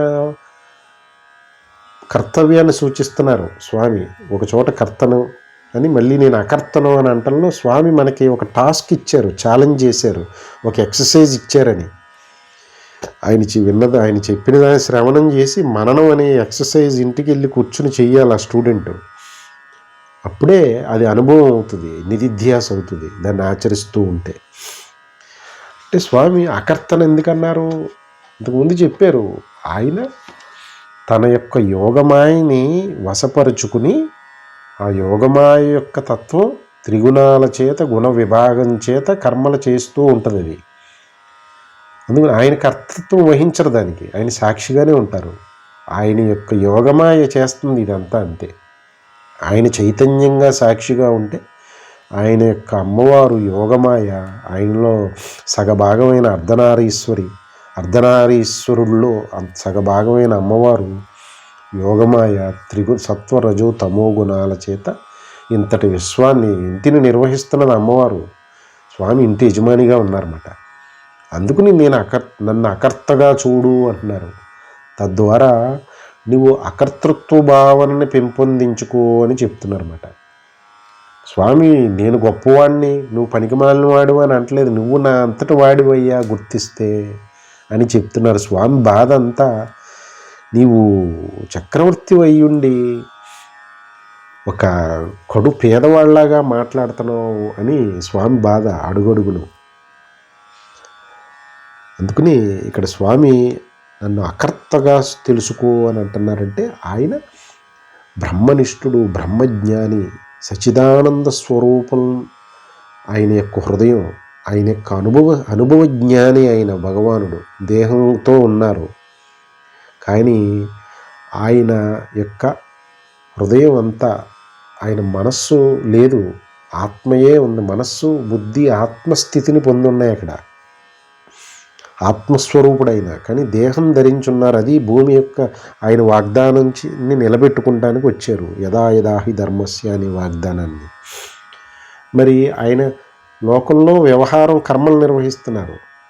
లౌకికుడు అజ్ఞానమయమైన అహంకారంతో ఉన్నప్పుడు ఆ కర్మలకు కర్తృత్వాన్ని ఆపాదించుకుంటాడు. మరి జ్ఞాని సచిదానంద స్వరూపుడు యోగమాయను వశపరుచుకుని, ఆ యోగమాయి త్రిగుణాలతో కర్మలు నిర్వహిస్తుందని ఎరుకు కలిగి సాక్షిభావనతో ఉన్నవారు కర్త ఎలా వహిస్తారైనా, కర్తృత్వం ఎలా వహిస్తారు? అకర్తను అని తెలుసుకో అని చెప్పి అర్జునుడికి టాస్క్ ఇచ్చారన్నమాట. అకర్తృత్వ భావన పెంపొందించుకునే కర్మయోగాన్ని చెయ్యని, అంతర్లీనంగా కర్మయోగాన్ని ఆచరించు అని మళ్ళీ చెప్తున్నారు స్వామి. మరి ముందు కర్తని నేనే అని ఎందుకన్నారు? ఇది ఆయన యొక్క విశ్వదేహాన్ని ఆయన పోషించుకుంటూ ఉన్నారు. ఇక్కడ అమ్మవారని సత్ వేరని, చిత్ వేరని భావన మనకు చెప్పటంలో ఆయన సూచిస్తున్నారు తప్పితే ఆయన వేరు, ఆయన విశ్వదేహం వేరు కాదు. నా దేహం వేరు, నేననే ఆలోచన వేరు కాదు. ఈ రెండు యొక్క సమ్మేళనమే నేను. అంటే భగవానుడు సాక్షి మాత్ర చిత్ స్వరూపమైన భగవానుడు, విశ్వరూప సత్స్వరూపమైన అమ్మవారు వేరు కాదు, ఒకటే. ఆ విధమైన హృదయ భావనతో ఇది ఆయన దేహంలోని అంతర్భాగాన్ని ఆయన నిర్వహించుకుంటూ ఆయన పోషించుకుంటున్నారు. ఆ పరంగా కర్త. అంతే అజ్ఞానమైన లౌకికుల పరంగా అనవసరమైన కర్తృత్వం వహిస్తున్నారు మీరు. నా దేహంలో ఒక కణానికి నేను నిర్వహించుకుంటుంటే ఇన్ని కణాలని నువ్వు అనవసరమైన ఓనర్షిప్ తీసుకుని స్ట్రగుల్ అవుతున్నావు, పరధర్మం పాలవుతున్నావు అని స్వామి హృదయం ఇక్కడాన్ని గ్రహించాలి. ముందుకు వెళ్తూ స్వామి ఏమంటున్నారంటే, నమాం కర్మాణి లింపంతి నమే కర్మ ఫలే స్పృహ ఇతి మాం యో విజానాతి కర్మభిర్న సబజ్జతే అంటున్నారు స్వామి. మరలా ఇంతకు ముందు సాంఖ్యయోగం దగ్గర కర్మయోగం దగ్గర చెప్పిన ఆ కర్మయోగ రహస్యాన్ని తెలియజేస్తున్నారు స్వామి. ఇదేమంటున్నారంటే, నాకు కర్మ ఫలాసక్తి లేదు, అందుకని కర్మలు నన్ను అంటవు అని చెప్పి ఈయన తత్వాన్ని తెలిసిన వారు కర్మబద్ధులు కారు ఎప్పటికీ అంటున్నారన్నమాట. మళ్ళీ ఇంతకుముందు చెప్పిన కర్మయోగం యొక్క ప్రాధాన్యత ఫలశ్రుతిని చెప్తున్నారు. ఆ కర్మయోగాన్ని సిద్ధింపజేసుకుంటే కర్మబద్ధులు కారు ఇంకా వారు అని. వారికి కర్మఫలాసక్తి లేదు కాబట్టి కర్మఫలాలు అంటామంటున్నారు. అంటే కర్మఫలాలు ఎప్పుడు అంటావు? కర్మఫలాసక్తి ఉంటే, లేనప్పుడు. కర్మఫలాసక్తి ఉంటే కర్మఫలాలు అంటుతాయని చెప్తున్నారు. మరి ఈ తత్వాన్ని, భగవంతుడి యొక్క ఈ తత్వాన్ని గ్రహిస్తే కర్మబద్ధులు కారు అంటున్నారు. ఈ తత్వాన్ని గ్రహించడం అంటే దానిని ఎరిగి ఆచరించి సిద్ధింప చేసుకోండి అని మళ్ళీ టాస్క్ ఇస్తున్నారు. స్వామి యొక్క ప్రతి మాట సూచన మనకి యాక్షన్ ఐటమ్, ఒక ఎక్సర్సైజ్. విని ఊరుకుంటే భగవద్గీతకి పూజ చేయడానికి ఉపయోగపడుతుంది, విని ఆచరిస్తే ధరించడానికి ఉపయోగపడుతుంది. అంటే విషయం ఏంటంటే భగవానుడిది కర్మఫలాసక్తి ఎప్పుడు ఉండదు. కర్మయోగ సూత్రాన్ని స్వామి సూచించింది విశ్వసించి ఆచరిస్తే ఏంటవి? సద్బుద్ధితో సత్సంకల్పం చేయటం, ఫలాపేక్ష లేకుండా కర్మ చేయటం, అకర్తృత్వ భావంతో చేయటం. ఈ మూడు మూల సూత్రాల, కర్మయోగ మూల సూత్రాలని ప్రయత్నపూర్వకంగా ఆచరించినప్పుడు అప్పుడు కర్మకి కారణం కోరిక అవ్వదు. కోరిక అనేది పరధర్మం లిస్ట్ సైడ్ వచ్చింది చార్ట్ 2లో. పరధర్మం అది. ఇది కోరిక, ఇంద్రియ మనోసుఖాల గురించి చేసే కర్మ, కోరికలతో చేసే కర్మ పరధర్మం అది. అంటే కర్మయోగంలో కోరికతోటి కర్మ ఉండదు. కర్మకి ఎగ్నైట్ ట్రిగర్ కోరిక కాదు స్వధర్మంలో. కర్మయోగంలో కర్మని చేయటానికి ట్రిగరు కేవలం ధర్మాచరణే, స్వధర్మాచరణే. నిత్యకర్మలు చేయటానికి, కర్తవ్యతా సంబంధ కర్మలు చేయటానికి భగవంతుడు సూచించిన స్వధర్మం లిస్టులో ఉన్న కర్మలు చేయటానికి కోరిక అక్కర్లేదు దానికి. అంటే ఆత్మగా స్వస్థితిలో ఉంటూ లేదా స్వస్థితి కొరకు కర్మ చేయటం స్వధర్మం అవుతుంది. దానికి కోరిక కాదు అది. అంతా తానుగా ఉంటూ కర్మలు చేయటం అది కోరికతో చేసే కర్మ కాదు. సాధనామయమైన జీవితం గడుపుతూ చేసే కర్మలు అవి కోరికతో చేసే కర్మలు కాదవి. ఫలాపేక్ష లేదు అందులో. ఇంద్రియ మనోనిగ్రహం, కర్మభక్తి, ధ్యాన జ్ఞాన యోగాల్ని సిద్ధించుకుంటానికి చేసే కర్మలు కోరికతో ఫలాశక్తితో చేసేవి కాదయ్యి, యజ్ఞమయమైన కర్మలయ్యి. సత్యధర్మ శాంతి ప్రేమ అహింస యజ్ఞ దాన తప కర్మలు కోరిక లేదు, అక్కడ ఫలాశక్తి లేదు, కానీ కర్మలు జరుగుతున్నాయి. వేద విహిత కర్మలు, యజ్ఞపరమైన కర్మలు, నిస్వార్థ కర్మలు, అక్కడ కోరిక లేదు. ఈ సమిష్టి విశ్వదేహ భావనతో చేసే కర్తవ్యతా కర్మలు, నిత్యకర్మలు అక్కడ కోరిక లేదు, ఫలాశక్తి లేదు, కానీ కర్మలు జరుగుతున్నాయి. అంటే ఫలాశక్తి అనేది లేకుండా పోవాలంటే ప్రయత్నపూర్వకమైన కర్మయోగాన్ని ఆచరించు. ఇది నా హృదయం, ఈ తత్వాన్ని తెలుసుకుంటే వాడు కర్మలు అంటవు, కర్మలు బంధించవు అని పదే పదే చెప్తున్నారు స్వామి. కర్మలు బంధించడమే జన్మక కారణం. అజ్ఞానమైన దేహ అహంకార భావన ఉన్నంతసేపు జన్మకి కారణం కర్మే. కానీ భగవానుడి స్థితిలో కర్మ ఆయన్ని బంధించట్లేదు. దానికి కారణం చార్ట్ 4లో చూస్తున్నాం. ఈ నిష్కామ కర్మయోగం వలన చిత్తం శుద్ధి అవుతుంది. తద్వారా చిత్తంలో ఉన్న వాసనలు మనస్సుని ప్రేరేపించలేవు. చిత్తం శుద్ధి అవ్వటం వల్ల మనస్సుని ధ్యానమయం చేసుకుంటే మనస్సు స్థిమితపడి మనస్సు శుద్ధి అవుతుంది. భక్తి చేత అహంకారం క్షీణతను పొంది అహంకారం క్షీణించటం వలన తద్వారా బుద్ధి కాలక్రమంలో స్వధర్మాన్ని ఆచరిస్తూ ఉంటే బుద్ధి కూడా స్థిరత్వాన్ని పొందుతుంది. ఇదంతా కూడా యజ్ఞమయమైన జీవితం. ఇంకో రకంగా చెప్పుకుంటే కర్మయోగాన్ని ఆచరిస్తూ ఉండటం వలన ఇక్కడ ఏదైతే నేను అనే తలంపు ఉందో దాన్ని అహంకారం అనుకుంటే, ఆ అహంకారానికి వచ్చిన మిగతా అన్ని తలంపుల మూటే మనస్సు. దానికంటూ ఒక ప్రత్యేకమైన ఆర్గాన్ ఏం లేదు, కాళ్ళు చేతుల్లాగా. ఈ కాలక్రమంలో చేసిన కర్మలు అనుభవాలుగా మారి, అంటే కర్మ అంటే ఇక్కడ ఆలోచన, మాట, పని ఈ మూడింటిని కర్మగానే భావించాలి. చార్ట్ 4లో ఉన్నట్టు ఆలోచన, మాట, పని ఈ మూడింటిని కర్మనే భావించాలి. మనం చేత్తో ఏమీ చేయట్లేదని, మాట మాట్లాడట్లేదని, కర్మ ఏం చేయట్లేదని కాదు. ఒక లోపల మనసులో ఆలోచనలు నడుస్తున్నాయంటే అది కర్మ జరుగుతుందని. ఇంతకుముందు స్వామి అందుకే మిథ్యాచారులు, మూఢాచారులు అన్నారు ఒక చోట. బాహ్యంగా ఇంద్రియాల్ని ఇంద్రియ విషయాల నుంచి వెనక్కి నిగ్రహించినట్టు కనపడిన మనసులో వాటి గురించి చింతన చేస్తుంటే వారు మూఢులు, అజ్ఞానులు, డంబాచారులు, మూఢాచారులు అని వాళ్ళని కొట్టిపారేశారు అటువంటి సాధకుల్ని. అంటే ఇక్కడ అత్యంత ప్రమాదకారి పని, మాట కంటే ఆలోచన. బయటికి నిగ్రహించినట్టు ఇంద్రియాలని మనసు కనపడినా లోపల వాటి గురించి చింతిస్తుంటే అది కర్మ చేయించేస్తుంది ఎప్పటికన్నా. ఆ ఇంద్రియ విషయం ఆ ఇంద్రియానికి పని పెట్టేస్తుంది. అంటే కర్మ అంటే ఆలోచన కానీ, మాట కానీ, పని కానీ, ఈ మూడిట్లో ఏ 3 ఫ్యాక్టోరియల్లో ఏ కాంబినేషన్ అయినా కర్మే. ఈ కర్మే మనిషిని బంధిస్తుంది. ఎప్పుడు ఆ దేహ తాదాత్మ్యం పంచకోశాలతో మమేకమైపోయి తాను దేహమే అనుకుంటున్న అహంకార భావనతో ఉన్నంతసేపే. ఇది జ్ఞాన మార్గం, సాంఖ్యయోగ మార్గం.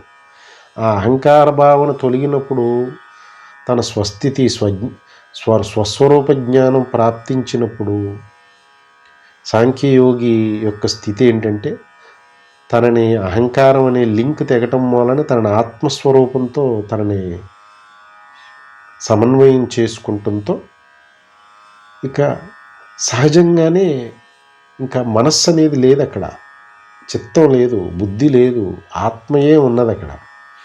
ఆత్మ తన విశ్వదేహాన్ని ఎలా పోషించుకుంటుందో అందులో అంతర్భాగంగా, ఆ విశ్వదేహంలో అంతర్భాగంగా ఒక కణంగా ఉంటూ ఉంటాడు దేహం ఉన్నంతసేపు ఆ జీవన్ముక్తుడు. సముద్రంలో కెరటం, జీవన్ముక్త కెరటం సముద్రమే. అది సముద్రము అంతటి పనులు ఇది చేయక్కర్లా. ఆ కెరటంగా ఉన్న సముద్ర భావనతో ఉంది కాబట్టి అది సముద్రంలో అంతర్భాగం కాబట్టి అది సముద్రమే. ఇంకా నది సముద్రంలో కలిసిన తర్వాత దానికి రూపు నామరూపాలు లేవు, అది సముద్రమే. అది అంది జీవన్ముక్తుడు, మహాత్ములు, బ్రహ్మనిష్ఠులు ఎందుకు అంతటి గొప్ప స్థితిని భగవంతుడు అడుగడుగునా సూచిస్తున్నారంటే తనంతటి వారు అయ్యారు. వారు దేహమాత్రంగానే ఉన్నారు. భగవంతుడే మరి కృష్ణుడు దేహంతో ఉన్నారు. ఆయన జీవన్ముక్తుడుగా ఉన్నారు. ఆయన పరమాత్మతో తనను తాను పరమాత్మని సంబోధించుకుంటున్నారు స్వామి ధైర్యంగా. అది జ్ఞానం యొక్క ధైర్యం. ఇంక అందులో ఏ విధమైన ఎవరి అథారిటీ, ఇంక ప్రామాణికత, ఎవరి సర్టిఫికేట్ అక్కర్లేదు దానికి.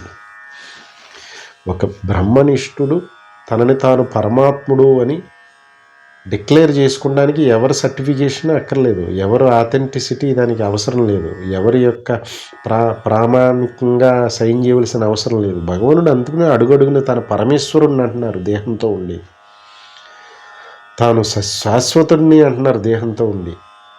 మరి ఆయన దేహం కొన్నాళ్ళకి పడిపోతుంది, ఆయన పుట్టారు అంటే అక్కడ మనస్సు లేదు, అహంకారం లేదు, చిత్తం బుద్ధి లేవు, ఆత్మమయమై ఉన్నాయి ఇవన్నీ.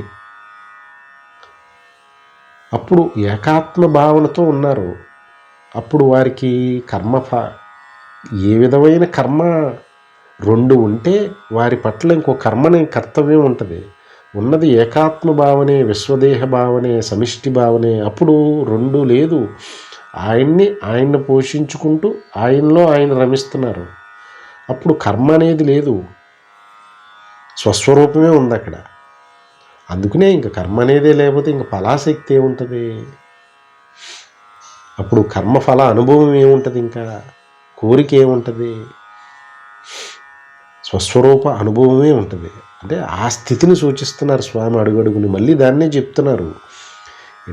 స్వామి ఒక్క మాటలో కర్మఫలాశక్తి లేదు కాబట్టి కర్మలు నన్ను అంటవు అని అన్న ఈ తత్వాన్ని తెలుసుకుంటే వారు కర్మబద్ధులు కారంటే, మళ్ళీ కర్మయోగాన్ని ఇండైరెక్ట్గా తీసుకొచ్చి మననం ఎక్సర్సైజ్ ఇస్తున్నారు స్వామి. చేయి, ఇంటికి వెళ్ళి కూర్చుని మననం చేయి, ఈ రెండు మాటలు వెనకాల నా హృదయం లోతేంటో గ్రహించు, దాన్ని సాధించు అని ఎక్సర్సైజ్ టాస్క్ ఇచ్చారని. భగవద్గీత ఒక శ్లోకాన్ని మననం చేస్తే కొన్ని రోజుల పాటు ఇంకొక శ్లోకం ముందుకు నడవదు. అది అప్పుడు సాధన సరిగ్గా నడుస్తున్నట్టు. అంటే ఇక్కడ ఎక్కడైతే ఆ అహంకారం ఉన్నంతసేపు మనస్సులో వచ్చే తలంపు అది కోరికగా ఆలోచనని, మాటని, పనిని చేస్తుంది. ఆ ఆలోచన కానీ, మాట కానీ, పని కానీ ఒక అనుభవాన్ని ఇస్తుంది. అది ఒక ఎమోషన్, అంటే వాసన రూపంలో చిత్తంలో స్టోర్ అయి ఉంటుంది.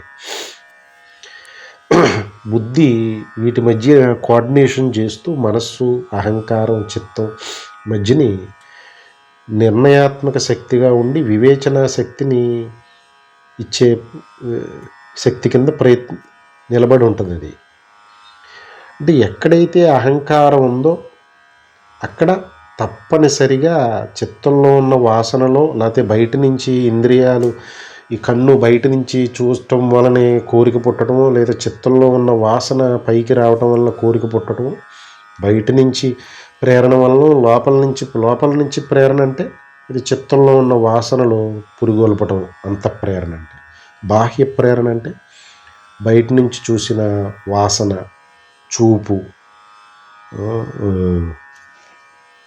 విన్న మాటలు, వీటి ద్వారా ప్రేరణ కలిగి కోరిక కలగచ్చు. లేదా లోపల చిత్తంలో ఉన్న వాసనలు పురుగొల్పి కోరిక కలగచ్చు. అంటే కోరిక కలగడానికి బాహ్య ప్రేరణ ఉంటుంది, అంతఃప్రేరణ ఉంటుంది. ఈ బాహ్య ప్రేరణని ముందు నిగ్రహించడానికే ప్రయత్నపూర్వక ఇంద్రియ నిగ్రహం. మనసు, కన్ను ఫోను చూడటానికి పిల్లల్ని రోజుల తరబడి అన్ని పనుల్ని వదిలి ఫోన్నే చూస్తూ అదే జీవితంగా search strings, combinational search strings తయారు చేసి సెర్చ్ తోటి వాళ్ళకి కావాల్సిన ఇన్ఫర్మేషన్ అంతా ఫోన్లో వస్తుంటే అదే జీవితం, అదే పరమావధి కింద గడుస్తుంటే ఆ కంటిని ప్రయత్నపూర్వకంగా నిగ్రహించాలి. అది ఇప్పుడు బాహ్య ప్రేరణ చూడటం మూలన అది ఇంకా చూపిస్తుంది కన్ను. ఆ ఇంద్రియ విషయం అంటే రూప అనే ఇంద్రియ, శబ్దస్పర్శ రూప రసగంధాల్లో చూపు అనే ఇంద్రియ విషయం కంటిని కోరిక, ఆ తలంపు, చూడు అనే తలంపు బయట నుంచి మనం చూస్తూ ఉండటం వల్ల ఆ కోరిక ఇంకా పెరిగిపోతుంది ప్రయత్నపూర్వకంగా. అందుకనే ధ్యానం యొక్క ఆవశ్యకత ఏంటంటే ప్రయత్నపూర్వకంగా దేహాన్ని ఈ ఇంద్రియ విషయాల నుంచి రక్షించడానికి ధ్యానం ఉపయోగపడుతుంది అన్నమాట. ప్రయత్నపూర్వకంగా దేహాన్ని ఒక చోట కూర్చోబెట్టి ఒక తదేకమైన మంత్రము, జపము, ధ్యానము చేయటం వలన భగవత్మూర్తి మీద ఈ ఇంద్రియాలకి లోకంలో కాస్త పని, బాహ్యపరమైన ప్రేరణ రాకుండా, ఇంద్రియ విషయాలకి మేత పడకుండా, శబ్దస్పర్శ రూపరసగంధాలని ఇంద్రియ విషయాలకి మేత బాహ్యం నుంచి మనం గ్రహిస్తున్నవి వెంటనే అది మనస్సు అలర్ట్ అయిపోయి చూడు అంటదన్నమాట. ఇంకా చూడు, ఇంకా చూడు అంటది. అదే ఫోన్లో పిల్లల బతుకులు ఇప్పుడు. అంటే బాహ్య ప్రేరణని ప్రయత్నపూర్వకంగా నిగ్రహించడం అనేది ఇంద్రియ నిగ్రహం. అంతఃప్రేరణని ప్రయత్నపూర్వకంగా నిగ్రహించడం అనేది మనోనిగ్రహం. అంటే ఇంద్రియ నిగ్రహం, మనోనిగ్రహం అనేది సాధనలో ఫస్ట్ స్టెప్. ఇవి లేకే లౌకిక జీవితంలో మేధావులు అనబడే గొప్ప గొప్ప చదువులు, ఉద్యోగాలు, ధన సంపార్జనలు, ఈ ఇల్లు, ఇవన్నీ కూడబెట్టి ఇంద్రియ నిగ్రహం, మనోనిగ్రహం లేక పేక మేడల్లాగా కూలిపోతున్న బతుకులకి కారణం ఈ రెండు మాట. సాధకుడికి వీటి యొక్క ఆవశ్యకత అర్థమయ్యి వీటిని సాధించే ప్రయత్నం చేస్తూ ఉన్నప్పుడు కాలక్రమంలో గురువు యొక్క అనుగ్రహం ఈశ్వరుడు గురుకరుణ ద్వారా ఆ జ్ఞానాన్ని ప్రాక్టికల్గా ఆ భగవంతుడి హృదయాన్ని యథాతథంగా అర్థం చేసుకుంటాం మన వల్ల కాదు. సముద్రాన్ని ఆ ఉప్పు నీటిని అవపోసం పడటానికి వెళ్ళినట్టే. అందుకే భగవంతుడి మాటలు ఎక్కడికక్కడ కన్ఫ్లిక్టింగ్గా కనపడుతున్నాయి. అందుకని గురువు ఆ సముద్రం నీటిని మేఘంలాగా స్వీకరించి తీయటి నీరునిచ్చినట్టు ఈ శాస్త్రం యొక్క హృదయాన్ని శ్రోత్రియుడు, బ్రహ్మనిష్ఠుడు యథాతథంగా అందించడంతో ఆ శిష్యుడి యొక్క స్పష్టత వచ్చి ఈ సాధన పట్ల దాన్ని పరిపక్వతను సిద్ధింపజేసుకుంటాడని. అంటే ఇంకెక్కడైతే అహంకారం ఉందో అప్పుడే కోరికకి అవకాశం ఉంటుంది, అప్పుడే ఫలాశక్తికి అవకాశం ఉంటుంది, అప్పుడే అనుభవాలు, వాసనలకు అవకాశం ఉంటుంది. ఇక్కడ స్వామి కర్మఫలాశక్తి లేదు నాకు, అందుకనే కర్మలను అంటావు. ఇది తెలుసుకున్న వారు ఎవరికి కర్మలు బంధించవనంటే ఇంత అంతరార్థం ఉంది స్వామి చార్ట్ 4లో సూచించిన అంతరార్థం. అహంకారం ఉంటే కోరికలు ఉంటాయి, ఫలాశక్తి ఉంటుంది, అనుభవాలు ఉంటాయి, వివేచన ఉండదు, కర్మలు బంధించేస్తాయి. అహంకార నాశనం అయితే సాంఖ్యయోగులకి ఇది. అప్పుడు స్పాంటేనియస్గా కోరిక ఉండదు, ఫలాశక్తి ఉండదు, అనుభవాలు ఉండవు. కోరిక లేని, ఫలాశక్తి లేని కర్మలు, నిత్యకర్మలు, కర్తవ్యతా కర్మలు నడుస్తూ ఉంటాయి యజ్ఞమయంగా. అది స్వామి ఇక్కడ సాధనని ఎక్సర్సైజ్ కింద ఇచ్చారు ఈ 2 పదాలను వాడి. 2 పదాల వెనక చార్ట్ 4లో ఉన్న ఇంతటి ప్రణాళిక ఉంటే స్వామి హృదయాన్ని యథాతథంగా అర్థం చేసుకుంటాం కుదురుతుందా? అక్కడే నగురోరధికం అని పార్వతీదేవికి పరమేశ్వరుడు గురుగీతలో చెప్పింది. సాధకుడికి గురు సమాగమం అనేది నేను కల్పించి తీరతా అనేది ఈశ్వర శాసనం అని సాధకులకి భరోసా ఇచ్చారు దత్తాత్రేయ స్వామి. చిరంజీవిగా సద్గురువుల రూపంలో నడయాడటం సాధకులకి భరోసా. ఈ భూమి మీద భగవంతుడు యదా హి ధర్మస్య అని వాగ్దానం చేయటం ఈ భూమి మీద ఉన్న మనుష్యులందరి యొక్క భాగ్యం. అంటే ఒక భగవానుడు క్షాత్రధర్మాన్ని వహించి భూమిని, ధర్మాన్ని రక్షించడానికి, ధర్మాత్మను రక్షించడానికి, బ్రహ్మనిష్ఠుడిగా సద్గురువుగా వచ్చి సాధకులను రక్షించడానికి, ఆ భగవత్ చైతన్యం, ఆత్మ చైతన్యం నిర్గుణుడుగా, నిరాకారుడుగా, అకర్తగా ఉంటూ ఈ గాలికి విడిచిపెట్టకుండా అజ్ఞానంలో ఉన్న, జ్ఞానంలో ఉన్న, ఏ స్థాయిలో ఉన్న వారినైనా తన బిడ్డలుగానే భావిస్తూ ఏ విధమైన పక్షపాతం లేకుండా భూమి మీద ఉన్న సమస్త ఐశ్వర్యాన్ని అందరికీ సమానంగా పంచారు.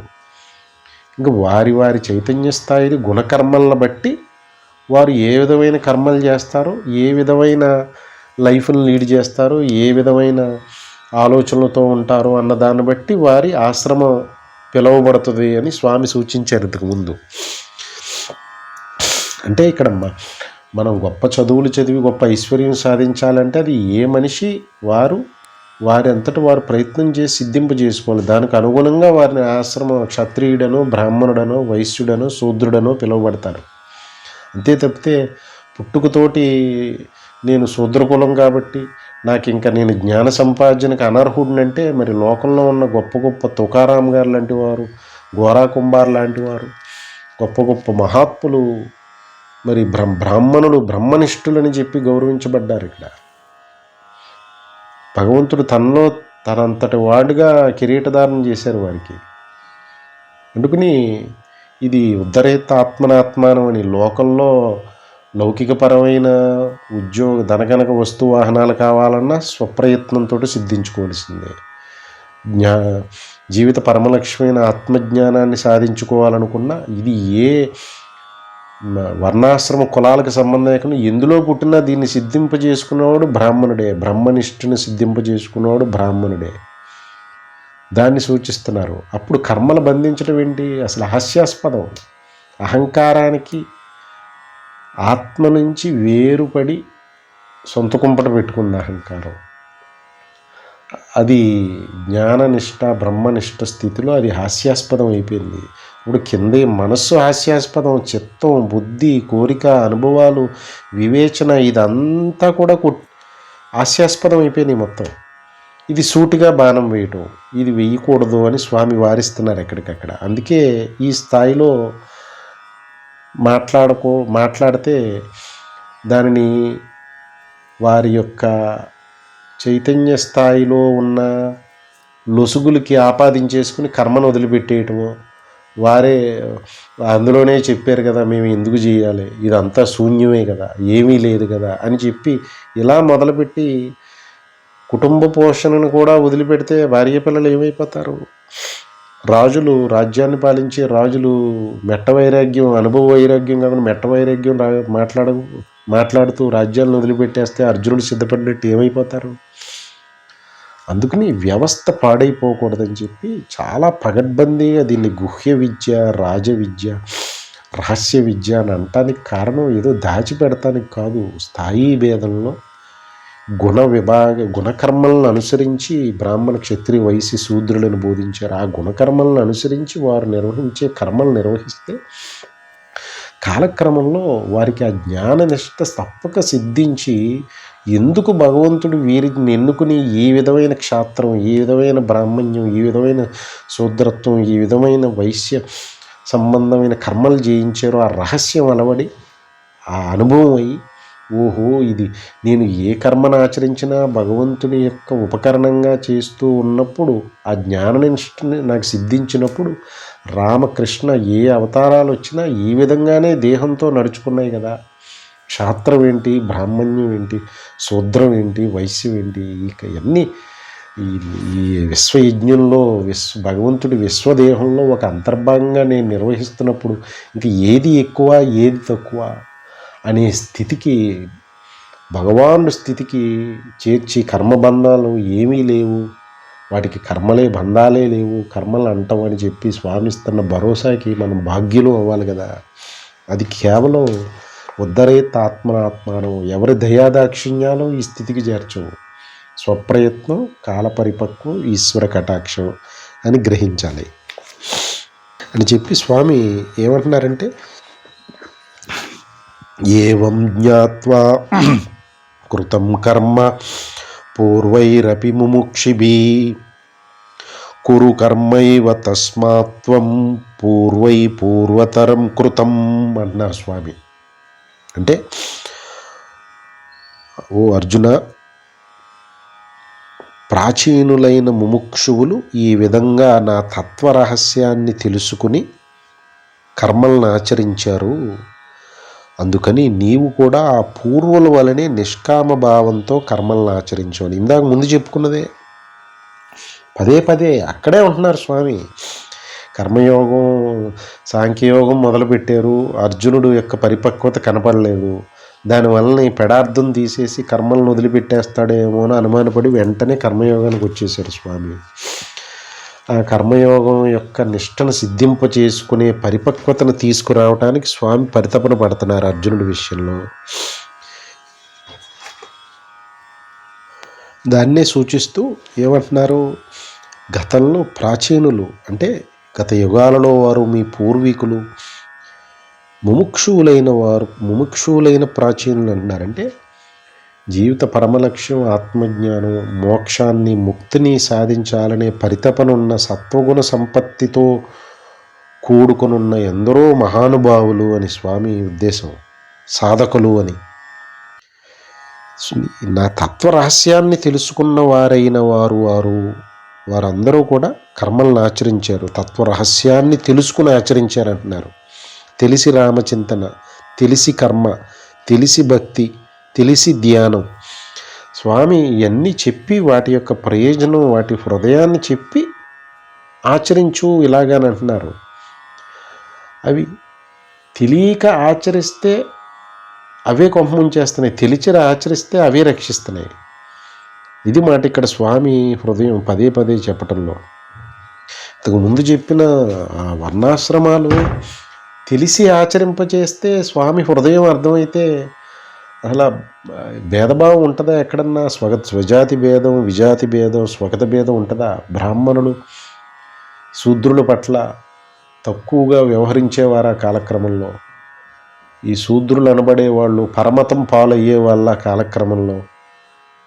ఈ శూద్రులు అనబడే వాళ్ళు వారి వారి గుణకర్మల నిర్వహించకపోతే ఈ క్షత్రియులు, బ్రాహ్మణులు, వైశ్యులు అనబడే వాళ్ళ జీవితాలు నడిచేవా?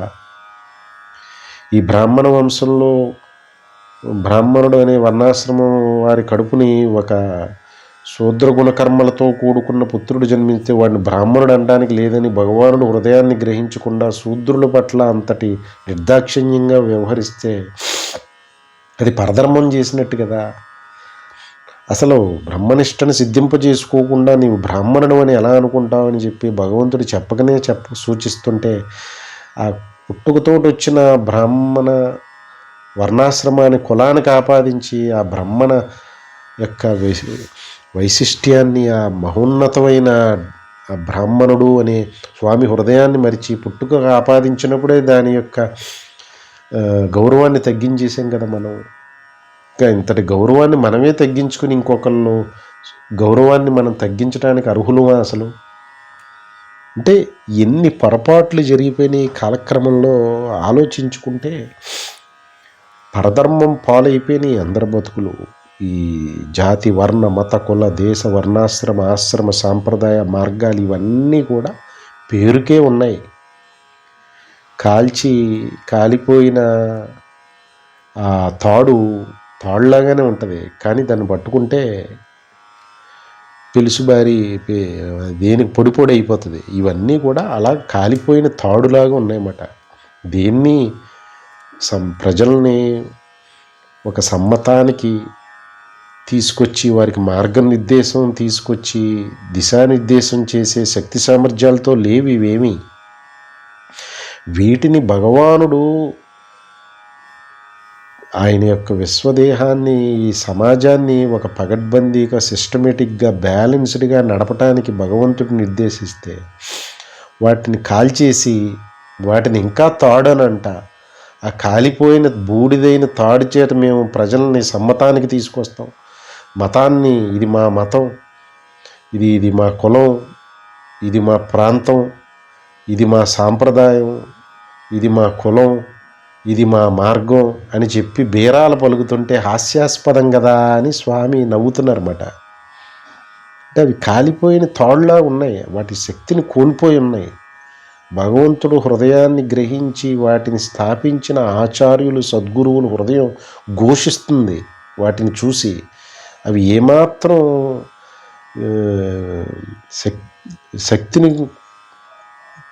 శక్తితో కూడి లేవు, అవి నిర్వీర్యం అయిపోయి ఉన్నాయి. మరి అవి ఉన్నట్టా లేనట్టా? కాలిపోయిన తాడు ఉన్నట్టా లేనట్టా? తాడుగానే ఉంది, అది లేనట్టే. ఉన్నదనే భ్రమలో ఇంకా బేరాల పలుకుతూ దేశకాల ఈ జాతి, వర్ణ, మత, కుల, వర్ణాశ్రమ, ఆశ్రమ సాంప్రదాయాలు వాటి మధ్యన లేని దాని మధ్యని స్వజాతి భేదం, విజాతి భేదం, స్వగత భేదం, మారణ హోమాలు, కొట్లాటలు, కుమ్ములాటలు జరుగుతున్నాయంటే ఎంతటి హాస్యాస్పదం. లేని గొడవల్ని కల్పించుకుని సృష్టించుకుని కొట్టుకుంటున్న ప్రపంచం ఇది కదా మిథ్య అంటే. నిజానికి అక్కడ గొడవ ఏం లేదు. ఇవన్నీ దేని ప్రయోజనం అవి నెరవేర్చడానికి పెట్టారు. అవి ఆల్రెడీ నిర్వీర్యం అయిపోయి కాలిపోయిన తాళ్ళలో ఉన్నాయి. వీటి మధ్యన గొడవ అప్పుడు స్వజాతి భేదం, విజాతి భేదం, స్వగత భేదం, వీటి మధ్యన కాలిపోయిన తాళ్ళు కొట్టుకుంటున్నాయి. ఏ శక్తి లేదు, అవి తాడే కాదు. అవి భగవంతుడు హృదయాన్ని గ్రహించి మళ్ళీ ఏ మహాత్ములో ఏ సత్పురుషులో వాటిని మళ్ళీ భగవంతుడు వాటిని పునర్జీవింపజేసి ధర్మాన్ని పునఃస్థాపితం చేసి అధర్మాన్ని నిర్మూలించి అప్పుడే అవి మళ్ళీ శక్తిని పుంజుకుంటాయి. లేదంటే అవి నిర్వీర్య స్థితిలో ఏ శక్తి లేకుండా ఆసక్తులయ్యుండి శక్తివంతుల్లాగా జరుగుతున్న మత కలహాలు, కులాల కుమ్ములాట్లు, సాంప్రదాయాల మధ్యని విభేదాలు, ఆధిపత్య ధోరణులు అని భగవానుడు చెప్పకనే చెప్తున్నారు అని గ్రహించాలి. ఇక్కడ స్వామి ఏమంటున్నారు, ప్రాచీనమైన ముముక్షువులు ఈ నా తత్వరహస్యాన్ని తెలుసుకుని కర్మలను ఆచరించారని. అంటే ఈ తత్వరహస్యాన్ని తెలిసిన వారు కర్మయోగాన్ని సిద్ధింపజేసుకుంటారు. భక్తి యోగాన్ని, ధ్యాన యోగాన్ని, జ్ఞాన యోగాన్ని క్రమానుగతంగా ప్రోగ్రెసివ్గా ఎక్కడ బైపాస్ చేయకుండా మైల్ స్టోన్ని ప్రాక్టికల్గా స్వామి సూచించిన విధంగా పునాదులు బలంగా వేసుకుని సిద్ధింపజేసుకుని జ్ఞాననిష్టను సిద్ధింపజేసుకుని దేహంతో ఉన్నంతసేపు బ్రహ్మజ్ఞాని అయి జీవన్ముక్తుడుగా ఉంటూ కూడా భగవంతుడు తనకి క్షాత్రధర్మాన్ని సూచించారని తన గుణాలకు అనుగుణంగా అనిపిస్తుంటే క్షాత్రధర్మం వహిస్తారు జీవన్ముక్తుడిగా. భగవంతుడు తన కర్మలను అనుసరించి బ్రహ్మనిష్ఠుడిగా జ్ఞాననిష్ఠుడిగా ఉంటూ శిష్యోద్ధరణ గావించాలి అని తనకి సమన్వయం అవుతుంటే బ్రహ్మనిష్ఠుడిగా జ్ఞానిగా ఉంటారన్నమాట. భగవంతుడు తనకి ఒక గొప్ప వ్యాపార లావాదేవీలు చేస్తూ దేశ అభివృద్ధికి, ప్రజల అభివృద్ధికి సహాయపడాలని చెప్పి తన గుణకర్మలకు అనుగుణంగా తన మనోభావన సమన్వయం అవుతుంటే బ్రహ్మనిష్ఠుడై ఉండి జీవన్ముక్తుడై ఉండి గొప్ప వైశ్యుడిగా ఉంటారన్నమాట. భగవంతుడు తనకి తన గుణకర్మలను అనుసరించి గొప్ప సేవా కర్మలు, తన కులవృత్తి సంబంధమైన కర్మలు చేస్తూ జ్ఞాననిష్టని రమిస్తూ ఉండే మనోభావన సమన్వయం అవుతుంటే గొప్ప శూద్రుడుగా ఉంటారన్నమాట. బ్రహ్మనిష్ఠుడై జీవన్ముక్తుడై ఉండి ఇందులో ఈ భగవంతుడు అన్ని భగవత్ స్వరూపాలు, అన్నీ భగవంతుడే. ఇంకా ఉన్నతంగా మాట్లాడుకుంటే ఆయనే మహాశూద్రుడు, ఆయనే మహాబ్రాహ్మణుడు, ఆయనే మహావైశ్యుడు, ఆయనే మహాక్షత్రియుడు. ఏమి భేదం ఇక్కడ? అన్నీ ఆ మహాకాళి మన పరధర్మం పాలైన బతుకుల్ని, కాలిపోయిన తాళ్ళని మధ్యన పోటీ జరుగుతుంటే ఆ మహాకాళి మింగివేయటానికి సిద్ధంగా ఉంటే ఏమి పరధర్మపు చేష్టలు అని ఆలోచించాలన్నమాట. అంటే ఈ స్వామి ఏం చెప్తున్నారు, ఈ నా తత్వరహస్యాన్ని తెలుసుకుని కర్మలను ఆచరించారు, నీవు కూడా ఆ పూర్వుల వలనే నిష్కామ కర్మభావనతో కర్మలను ఆచరించవని అర్జునుడికి మళ్ళీ సూచన, సాధకులందరికీ సూచన. మళ్ళీ యాక్షన్ ఐటమ్. ఆయన ప్రతి మాట ప్రతి వర్డ్లోనూ వెంటనే యాక్షన్ ఐటమ్, ఎక్సర్సైజ్, మననం, సాధన. మరి కర్మయోగాన్ని ఆచరించి అంటున్నారు. కర్మల్ని నీవు ఇప్పుడు కాదు, ఇది అనాదిగా ముముక్షువులు సాధకులు ఈ మార్గాన్ని ఆచరించారు. నా రహస్యాన్ని తెలుసుకున్నవారు అంటున్నారు. భగవంతుడి యొక్క స్వస్వరూప జ్ఞానాన్ని పొందితే అప్పుడు మనం యొక్క స్థితి ఆ పరబ్రహ్మ స్థితియే. చెంచా పాలు గంగాలంలో పాలు కలిస్తే అక్కడ ఉన్నది గంగాలం పాలే, చెంచా పాలు లేవు. చెంచా పాలు గంగాలం పాలు అంతటి పరిమాణం పెరిగింది. వాటి యొక్క విలువ పెరిగిపోయింది. చెంచా లేదు అక్కడ, చెంచా పాలు లేవు, గంగాలం ఉంది, గంగాలం పాలు ఉంది. అందుకని అక్కడ శూద్రుడు, బ్రాహ్మణుడు, వైశ్యుడు, క్షత్రియుడు లేడు, బ్రహ్మనిష్ఠుడే ఉన్నాడు, జీవన్ముక్తుడే ఉన్నాడు. వాడు శూద్రుడుగా ఉండాలంటే శూద్రుడుగా ఉంటాడు, క్షత్రియుడిగా ఉంటాడు, బ్రాహ్మణుడుగా ఉంటాడు, వైశ్యుడిగా కూడా ఉంటాడు. ఈ 4 ఫ్యాక్టోరియల్ కాంబినేషన్స్ అంటే 24 కాంబినేషన్స్లో క్షత్రియుడుగా ఉంటాడు, బ్రాహ్మణుడుగా ఉంటాడు, బ్రాహ్మణుడుగా ఉంటూ శూద్రుడుగా ఉంటాడు, శూద్రుడై ఉండి క్షత్రియుడిగా ఉంటాడు. ఏ కాంబినేషన్స్ అయినా భగవంతుడు వ్యవహారాన్ని నడుపుకుంటారు. ఆయన విశ్వదేహాన్ని నడుపుకుంటానికి ఏ కాంబినేషన్ అవసరమైతే ఆ కాంబినేషన్కి సంబంధమైన గుణకర్మల్ని అతనిలో ప్రేరేపిస్తారు. కావలసింది తన ఆ తత్వ రహస్యాన్ని ఎరిగినప్పుడు ఏ కన్ఫ్యూజన్ లేదు. ఎన్ని కాంబినేషన్లో వర్క్ చేసినా అంత స్పష్టతతో వర్క్ చేస్తారు. ఈ ఒక బసవేశ్వరుడు లింగాయత్ అయ్యుండి క్షత్రియ ధర్మాన్ని వహించారు. ఆ కాంబినేషన్లో 2-3 కాంబినేషన్లు క్షత్రియ బ్రాహ్మణ కాంబినేషన్లో ఆయన దేహంతో ఆపరేట్ అవుతున్న జీవన్ముక్తుడిగా ఈ క్షత్రియ ధర్మాన్ని, బ్రాహ్మణ ధర్మాన్ని వహిస్తున్న ఆయన స్థితి, స్వస్థితి, ఆత్మస్థితి, బ్రహ్మనిష్ట స్థితి అంత స్పష్టతతోటి ఏ కన్ఫ్లిక్టు లేకుండా 2 ధర్మాలు చక్కటి బ్యాలెన్స్ తోటి నడుస్తుంది. యజ్ఞమయమైన జీవనం అది. ఇది స్వామి చెప్తున్న తత్వరహస్యం. ఇది స్వామి చెప్తున్న కర్మయోగ రహస్యం. ఆయన స్వయాన భగవానుడు అర్జునుడు ముందు ఆయన దేహ ఉన్నంతసేపు ఈ యోగాన్ని ఆచరించారు. ఇంత స్పష్టతతో స్వస్థితిలో ఉంటూ వ్యవహారం నడిపారు. గతంలో ముముక్షులు, ప్రాచీనులైన ముముక్షులు ఈ విధంగా నడుచుకున్నారు. నువ్వు ఆ విధంగా నడుచుకో అని అర్జునుడికి మళ్ళీ స్వధర్మాన్ని గుర్తు చేసి, కర్మయోగాన్ని యొక్క రహస్యాన్ని మరలా గుర్తు చేసి, కర్మయోగ ఆవశ్యకతని తెలియజేసి, ఉత్సాహాన్ని నింపి, కర్మయోగమే స్వధర్మం, కర్మయోగమే పరమార్థికం, కర్మయోగమే నిన్ను కర్మబంధ విముక్తుణ్ణి చేస్తుంది, కర్మయోగమే నిన్ను కర్మఫల సన్యాస స్థితికి నైష్కర్మ్య స్థితికి తీసుకువెళ్తుంది అని చెప్పి అనేక విధాలుగా అర్జునుడిని ఉత్సాహపరిచి సన్నాహపరుస్తున్నారన్నమాట. అసలు ఇంతటి ప్రాధేయపడవలసిన అవసరం స్వామికి ఏముంది అర్జునుడి పట్ల?